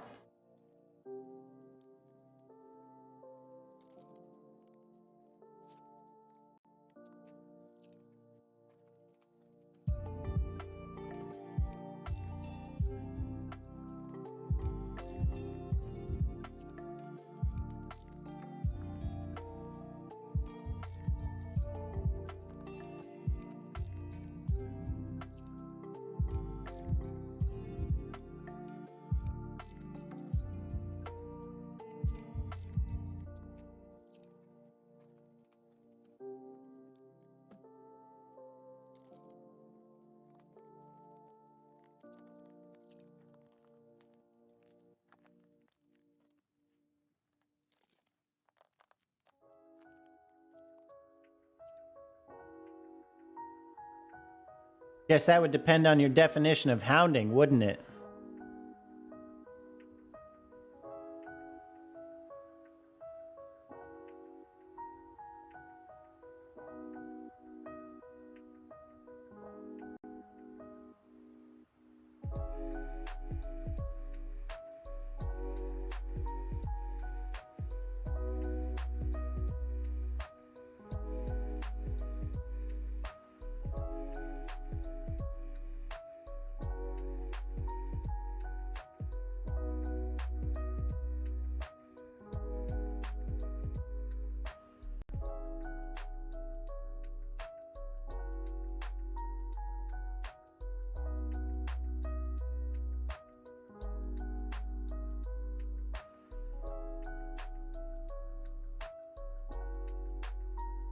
Man, this is crazy, dude.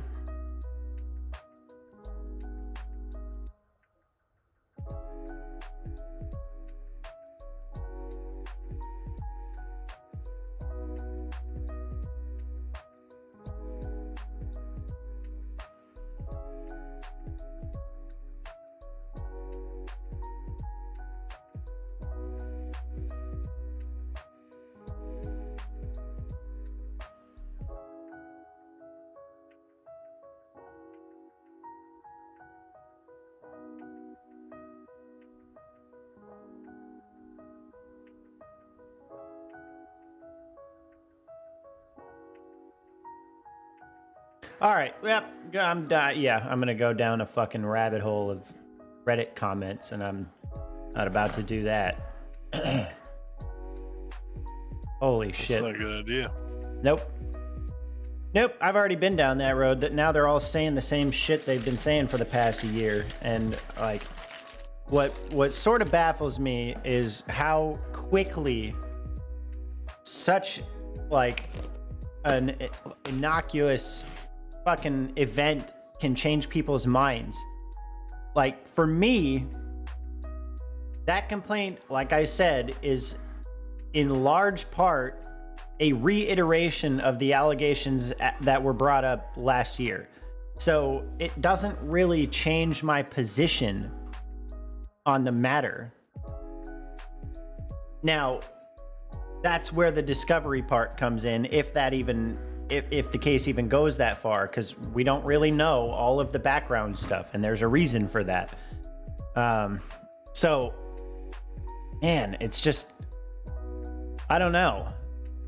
I mean, it's helpful, you know, it means something that a complaint was filed, but it doesn't mean everything that a complaint was filed. You can file a complaint whenever you want. Yeah, I could sue whoever the fuck I want, whenever the fuck I want, and it doesn't mean there's any merit to my claims. So, you know, there are people on the subreddit talking about the complaint and saying like, oh, it's definitely over now. Like, well, wait a second. Nothing really changed. Aside from the fact that the allegations were brought to a court. And need I remind everyone how that worked like 60 fucking times after the election? Like, you know, like, we want to cry about how lawsuits mean that the world is ending. No, they don't. I mean, Jesus. You have a national election for the presidency of the United States that is combated 60 times or some shit, and it went nowhere. So, frankly, I don't give a shit about the fact that the complaint was filed. I want to dig into the facts and the evidence. And frankly, from my position with how terribly composed that complaint was, it already lost a little bit of credibility in my mind. Because again, given the gravity of the allegations being leveled, and knowing that this is going to end up on freaking, national spotlights, if not international spotlights, wouldn't you want your complaint to be like grammatically and linguistically fucking like just clean and polished? Doesn't seem like that's the case with this complaint at all. I don't know. Like, if it were me, that thing would have not a single fucking misspelling before I filed it. There's that $100 consultation litigation paperwork for you. No, it's not. No. I'm just saying. Like, I have pride in my work, and especially if you know your shit is gonna be made public on such a big scale, you would think you'd put some more effort into the polish of the matter. It's not like this, and given the whole statute of limitations discussion, it's not like this is particularly time sensitive. And like, have you been working on this since the allegations were leveled last year? Like, what's happening here? Why at this point is the complaint coming out almost a year after the allegations started really gaining traction in the first place? And it seems like the complaint itself was rushed out the door. I don't understand that. Which again, this has nothing to do with the facts and the evidence, but it absolutely raises questions as to the credibility of the allegations. I'm just going to go ahead and throw that out there.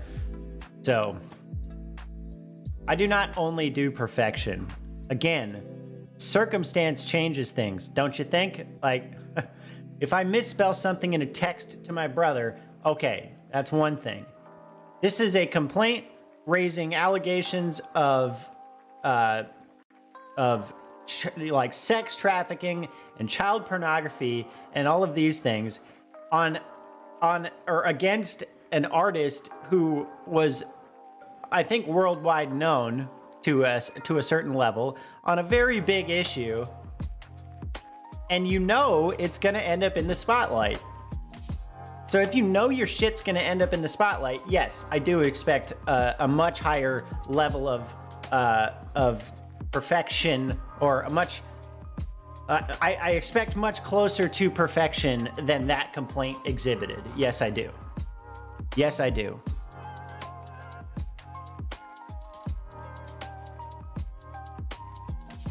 Oy.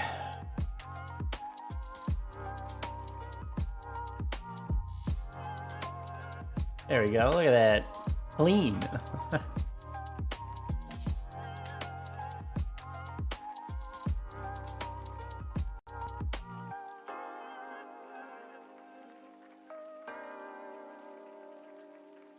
Okay.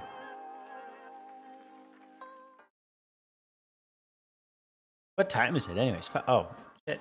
9:40. Yep. Gonna be about time to call it. Do.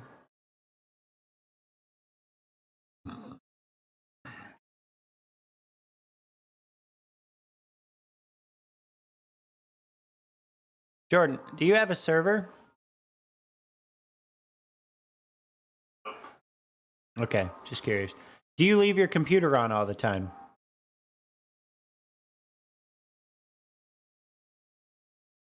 Trying to think about how to fucking resolve this issue with you goddamn vultures trying to make me leave my new PC on all the time.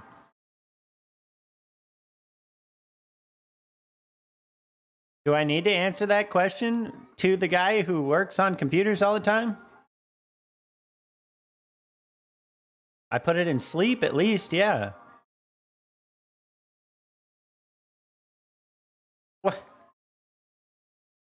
Well, and I don't. What? Well, yeah, but that's. I mean, you're going into it with the acceptance of what that consequently entails.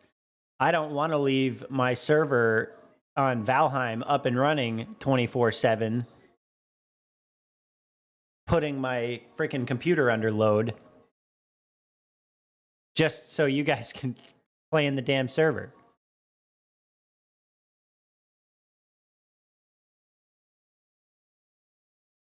I don't know if that's how that works. All right, hold on. Let me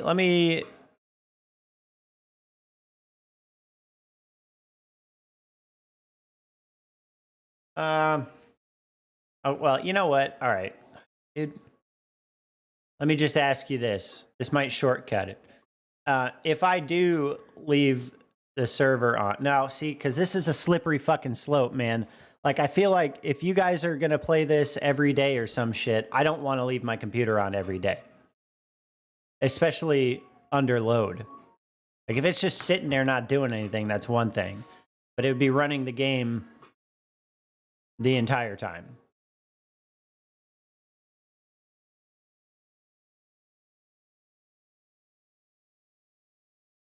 Is that sarcasm? What do you mean it's pretty much no load?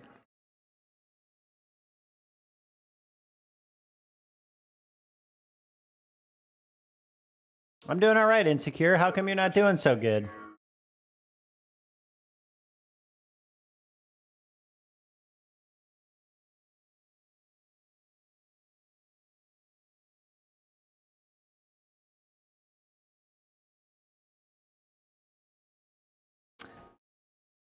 Okay, hold on. I'll look this up.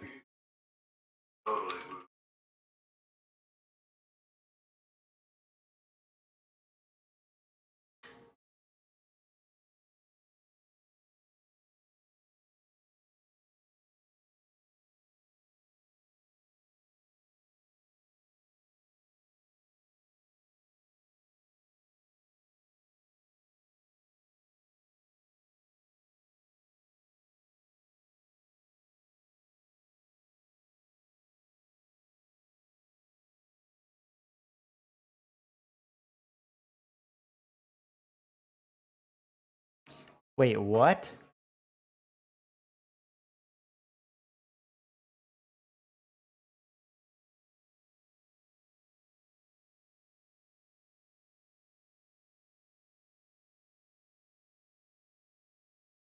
I had a blood clot in my head and it almost got me in very bad trouble. Jeez.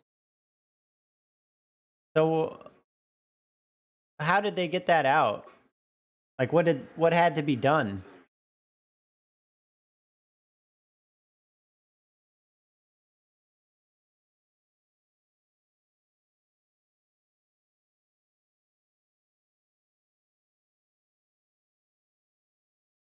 On my server. I asked you if you have a server. No. Not my problem.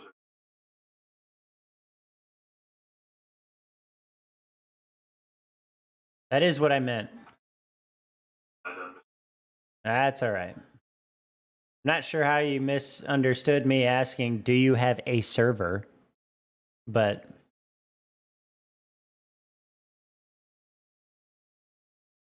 you mean, yeah, like Valheim specifically?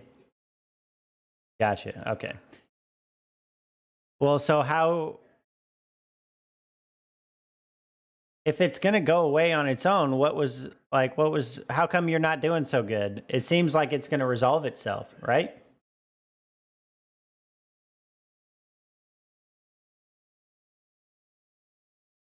Okay. All right. So let me do this dedicated server thing. I did not know this was a thing.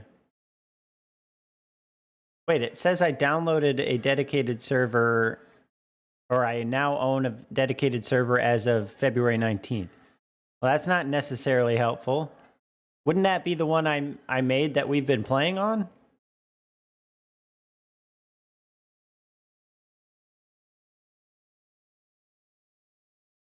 Yeah, but why does it, if that's the case, why does it say on February 19th, I now own a Valheim dedicated server?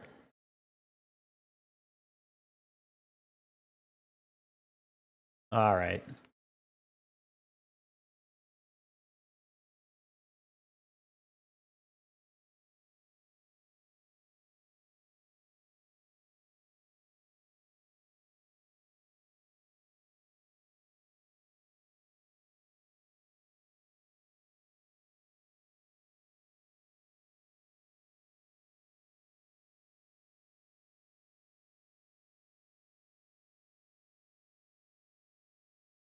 Have to take lots of water and take lots of blood thinners. Oh, okay. All right. Well, hey, that is not that bad of a course of treatment, though. How long until it's supposed to go away?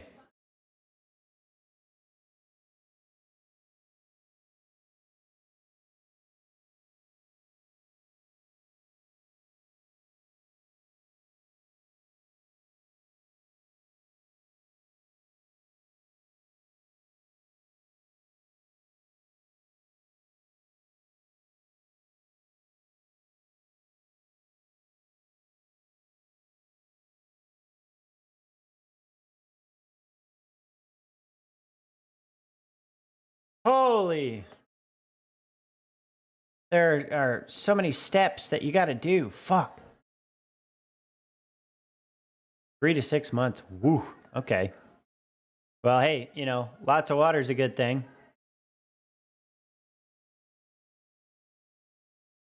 Yeah, be careful with that, right? Good Lord. Well, just stay on top of that stuff. You don't want to mess around with a blood clot.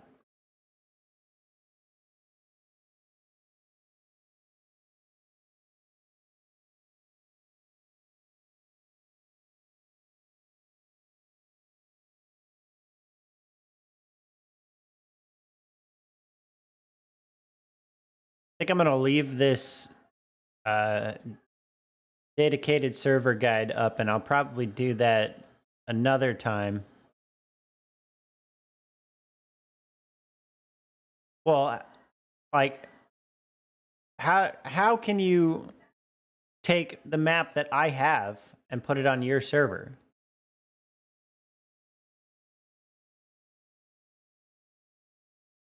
Okay. So I could send you that folder and you could just plop it on there?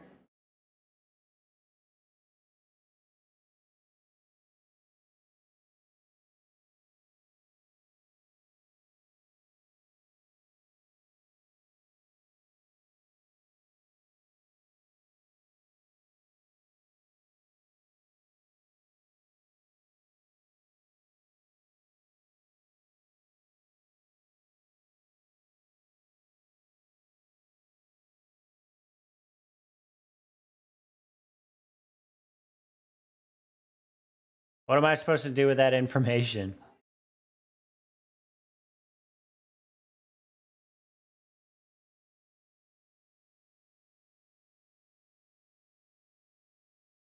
Okay. All right. Let's try that.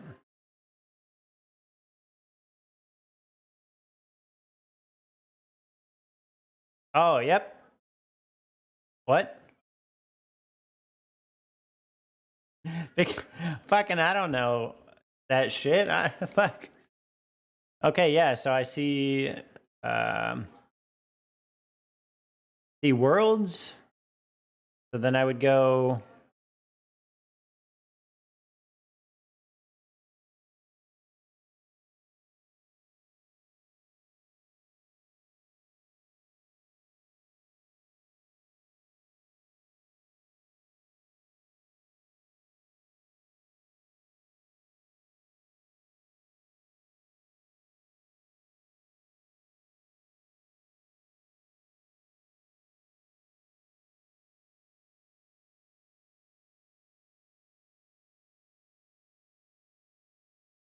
Ah, yep.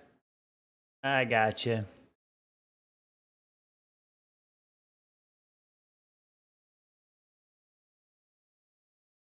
So transfer the files from this folder.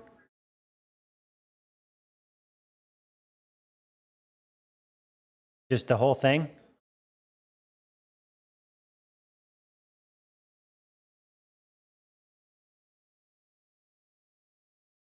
I got it.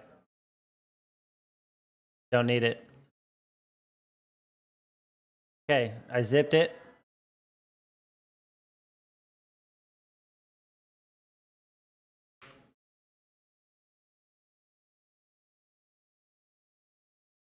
I ignored it. Okay, so then, whoop, not that. And drag that file over there. Create link.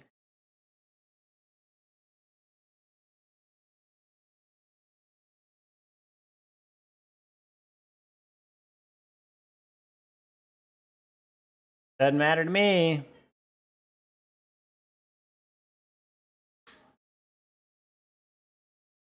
All right, there it is.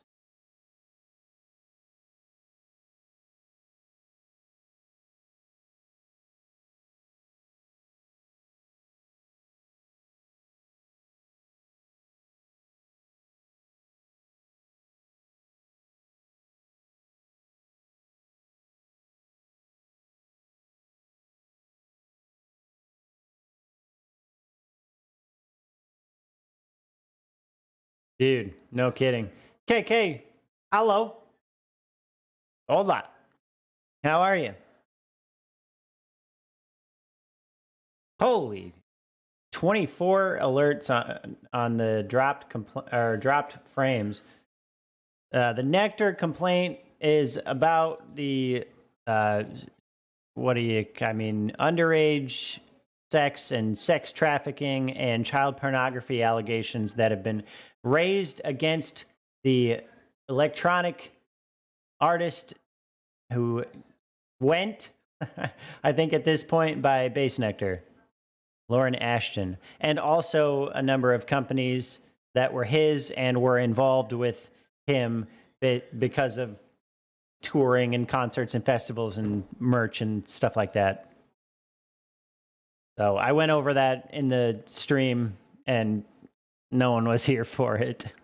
So, okay, can I close out of this? Just beam it. It says completed. Yeah, okay. No, no, definitely not Honeybee's farm thing. No. What was my title? Reading the Bassnectar complaint. There you go. Me? What do you mean, me?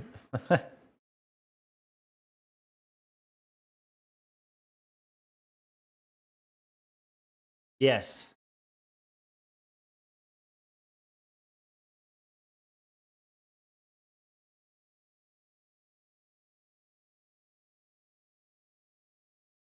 Kitsune, when's the last time you did a raid in D2?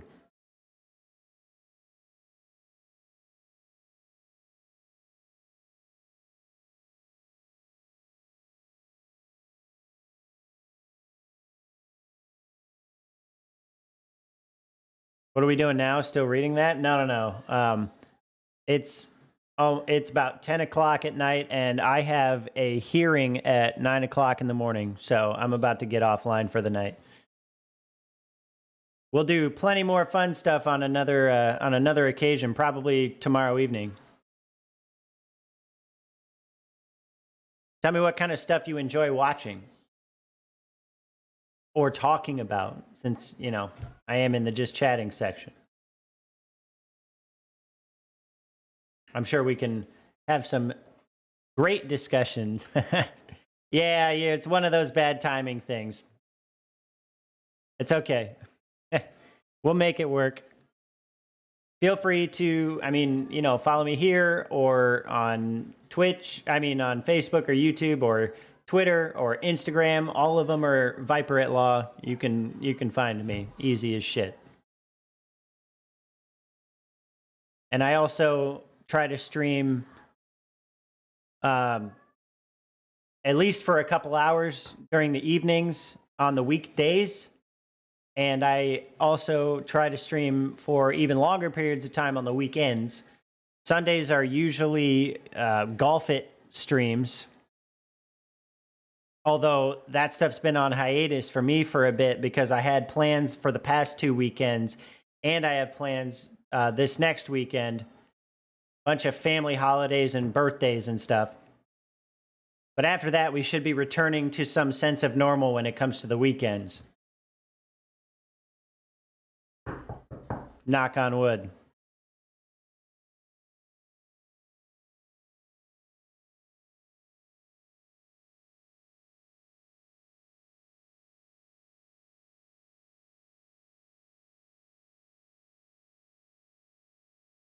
Oh, what do you mean? You're not giving me an unpleasant vibe at all. Don't worry about it. We can chat for a few minutes if you want. But just know I got to get off in a few minutes, so you'll have to follow me and we'll pick it up another time. Thank you for the have fun with the hearing, though. Yeah, it's 11 hours from now. I have a feeling it's going to take like 5 minutes. But, you know, it's early and I got to get up and get ready and all that, so...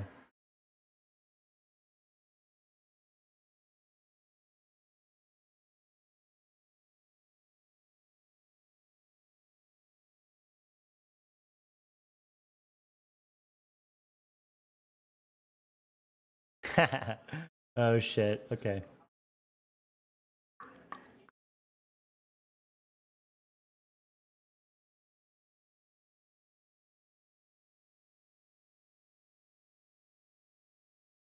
Wait a second.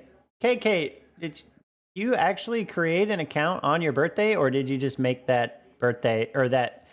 Yeah, did you just enter the day you created your account as your birthday?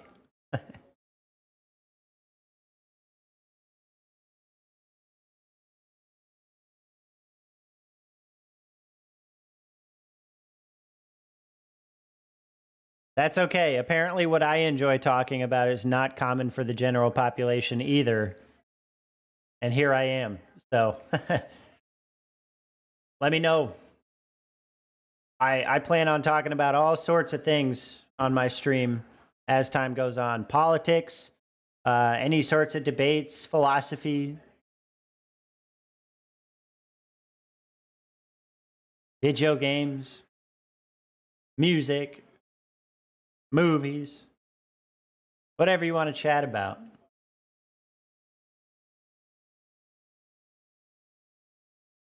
You got it figured out or what?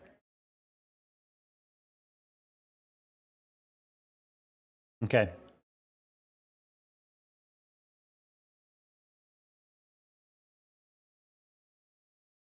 Okay.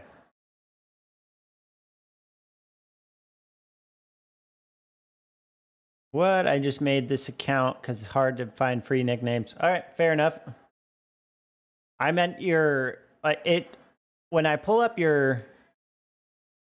Yeah, that's fair. When I pull up your name, like your name card, it says that your Twitch account was created on June 25th of 2020, and it shows your birthday being June 25th of 2020 as well.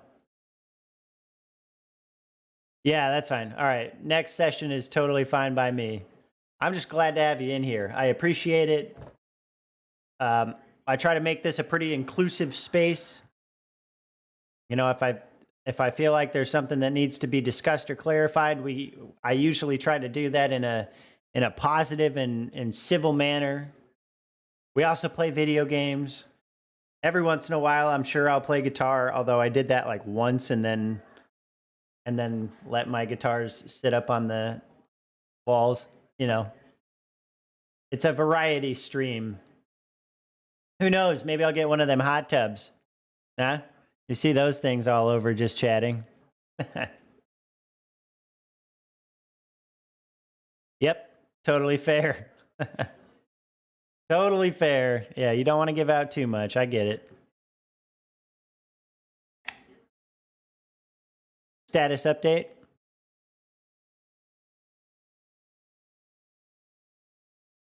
Makes sense, KK. So I was looking at.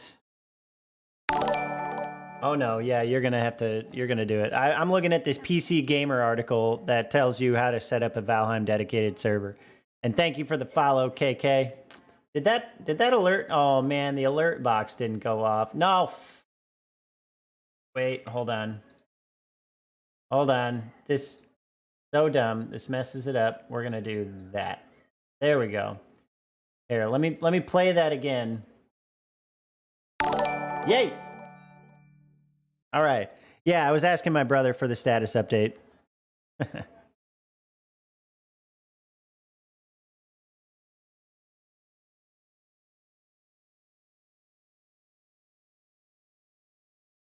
We're establishing a dedicated server in Valheim so that I don't have to leave my computer running all the time, so that my degenerate friend and brother can play in the wee hours of the morning and the night.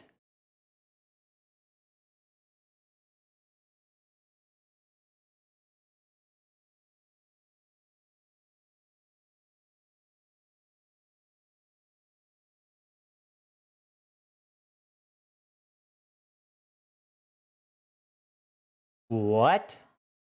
Neat and tidy? Oh, thank you. I appreciate it. I try to be. I really do.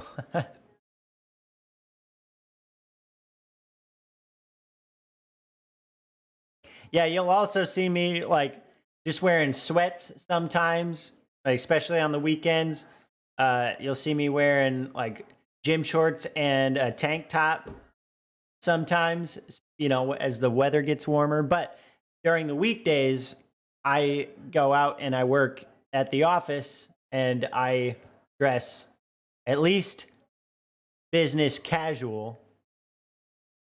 So I'm like during the weekdays in the evening when I hop on stream, I'm usually wearing a dress shirt.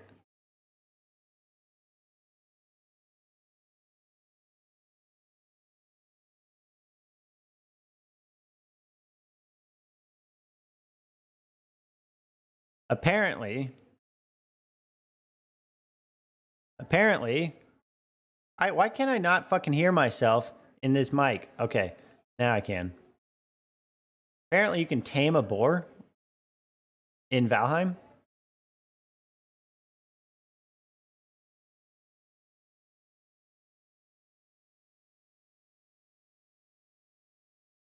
Yeah. You think I'm way more important than I actually am. No, no FBI, CIA, or NSA. No, I'm an attorney. That is why my name is Viper at Law.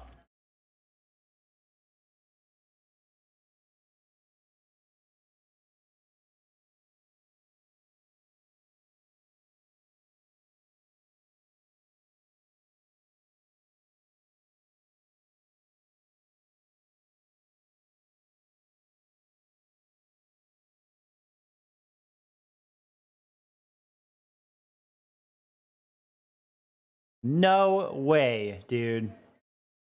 You can actually tame a boar. Oh boy. All right. We're building a pig pen next time we stream Valheim. I'm going to get all of the boars in there. No, I do not do divorce. No, no. I do not practice family law. I want nothing to do with that hot garbo. Got enough personal experience with that.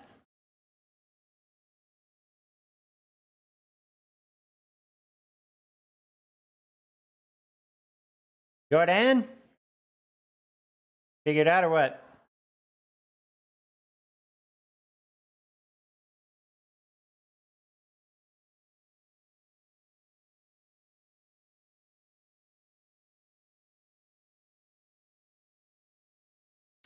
So it says if you want, well, I don't know if this helps you. No, I haven't done a parking ticket either.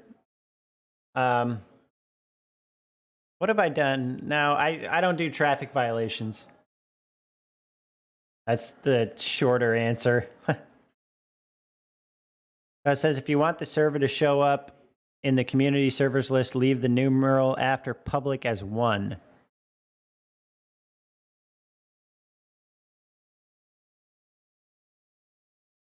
What? Why not? Oh, that's what that means. Okay, yeah, you're right. You're right.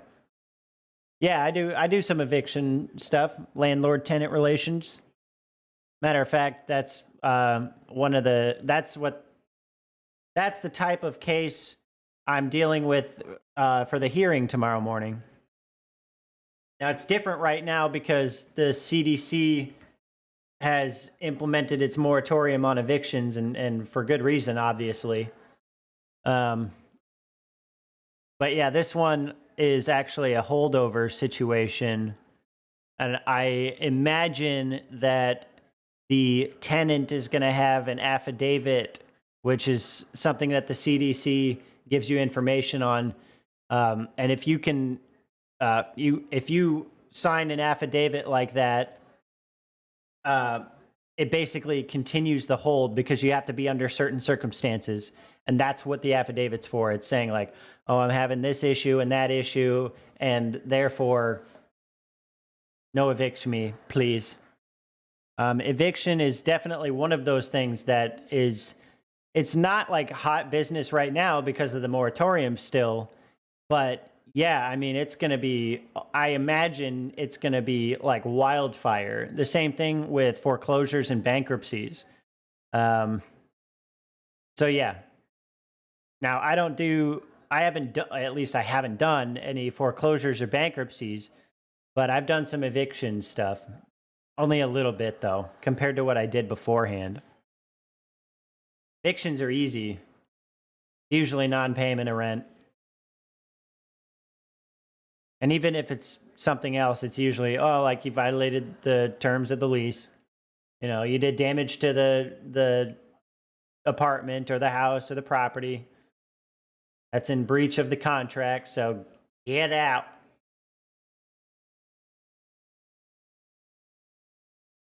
Oh, yeah, hey. Kitty. Welcome back.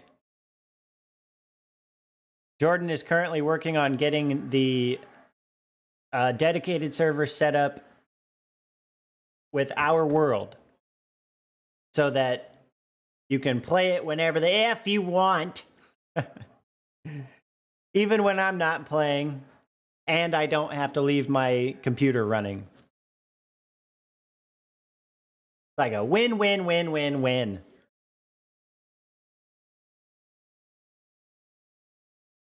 Also, Kitsune.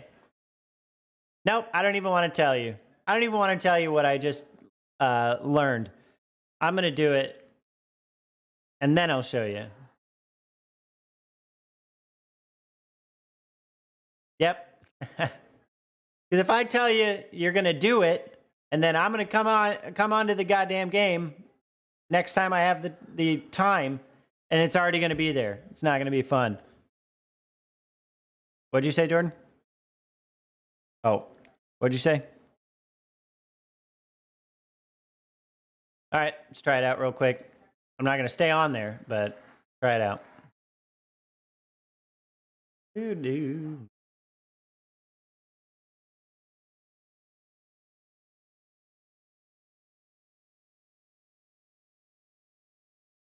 Okay. Here, we'll give this a shot real quick. Whoops, that's not what I wanted. But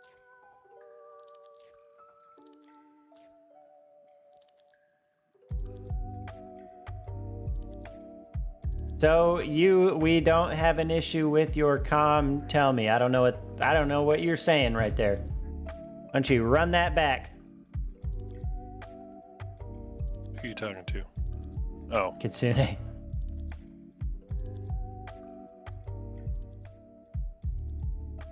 suppose I could probably try my own IP, huh? I don't know. Connecting, let's see what happens.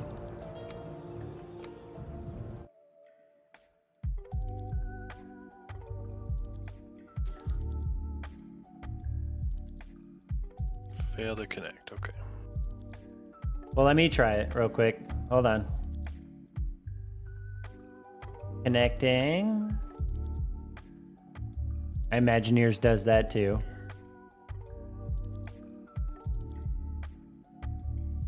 It probably won't work. Failed to connect. That's fine.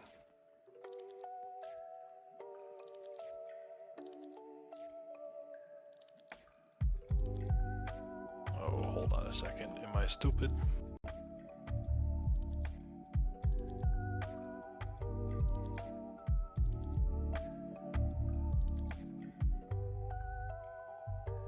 Nope.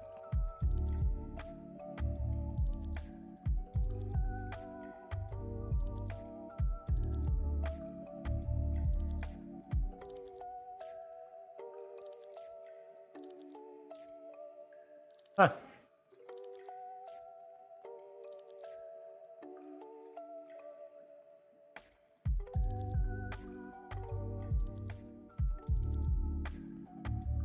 Why though?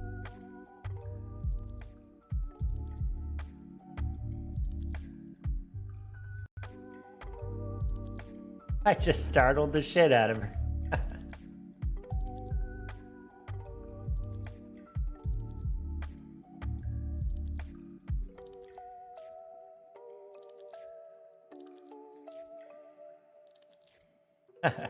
All right, sounds good, KK. Thanks for hanging out for a little bit. Welcome. And yes, I look forward to seeing you next time.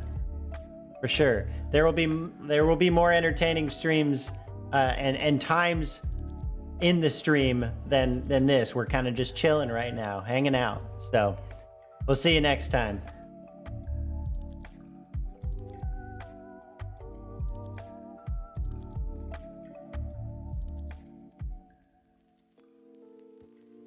All right, well, you guys, you and Kitsune just hop in a damn Discord. How about that?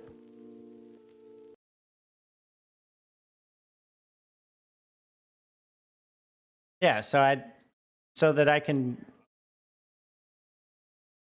yeah. Yeah, I want to be able to get off of my computer and go to sleep. No, I said I want to go to sleep though. Yep, it does. It's okay though. Kitsune takes care of the others every time. Yeah, by the way, don't ever ask Kitsune what's up or how you doing. Don't ask him how his day's been. Nothing. All right? Don't do it. I don't. There you go. There you go. There you go. All right, good stuff. Now that you've been adequately prepared. Yeah. Okay. On that note, I'm going to hop out of call so I can end stream and go to sleepy sleep. I will anticipate playing tomorrow, but, you know, I don't know what you boneheads are doing, so. Yep. We'll play it by ear. All right. Goodbye and love you, bro.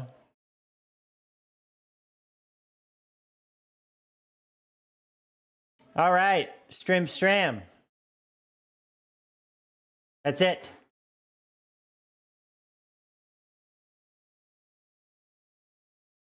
I just realized I want to get like a DJ scratch, like cutting a song off for when I shut my lo-fi off. Okay, anyways.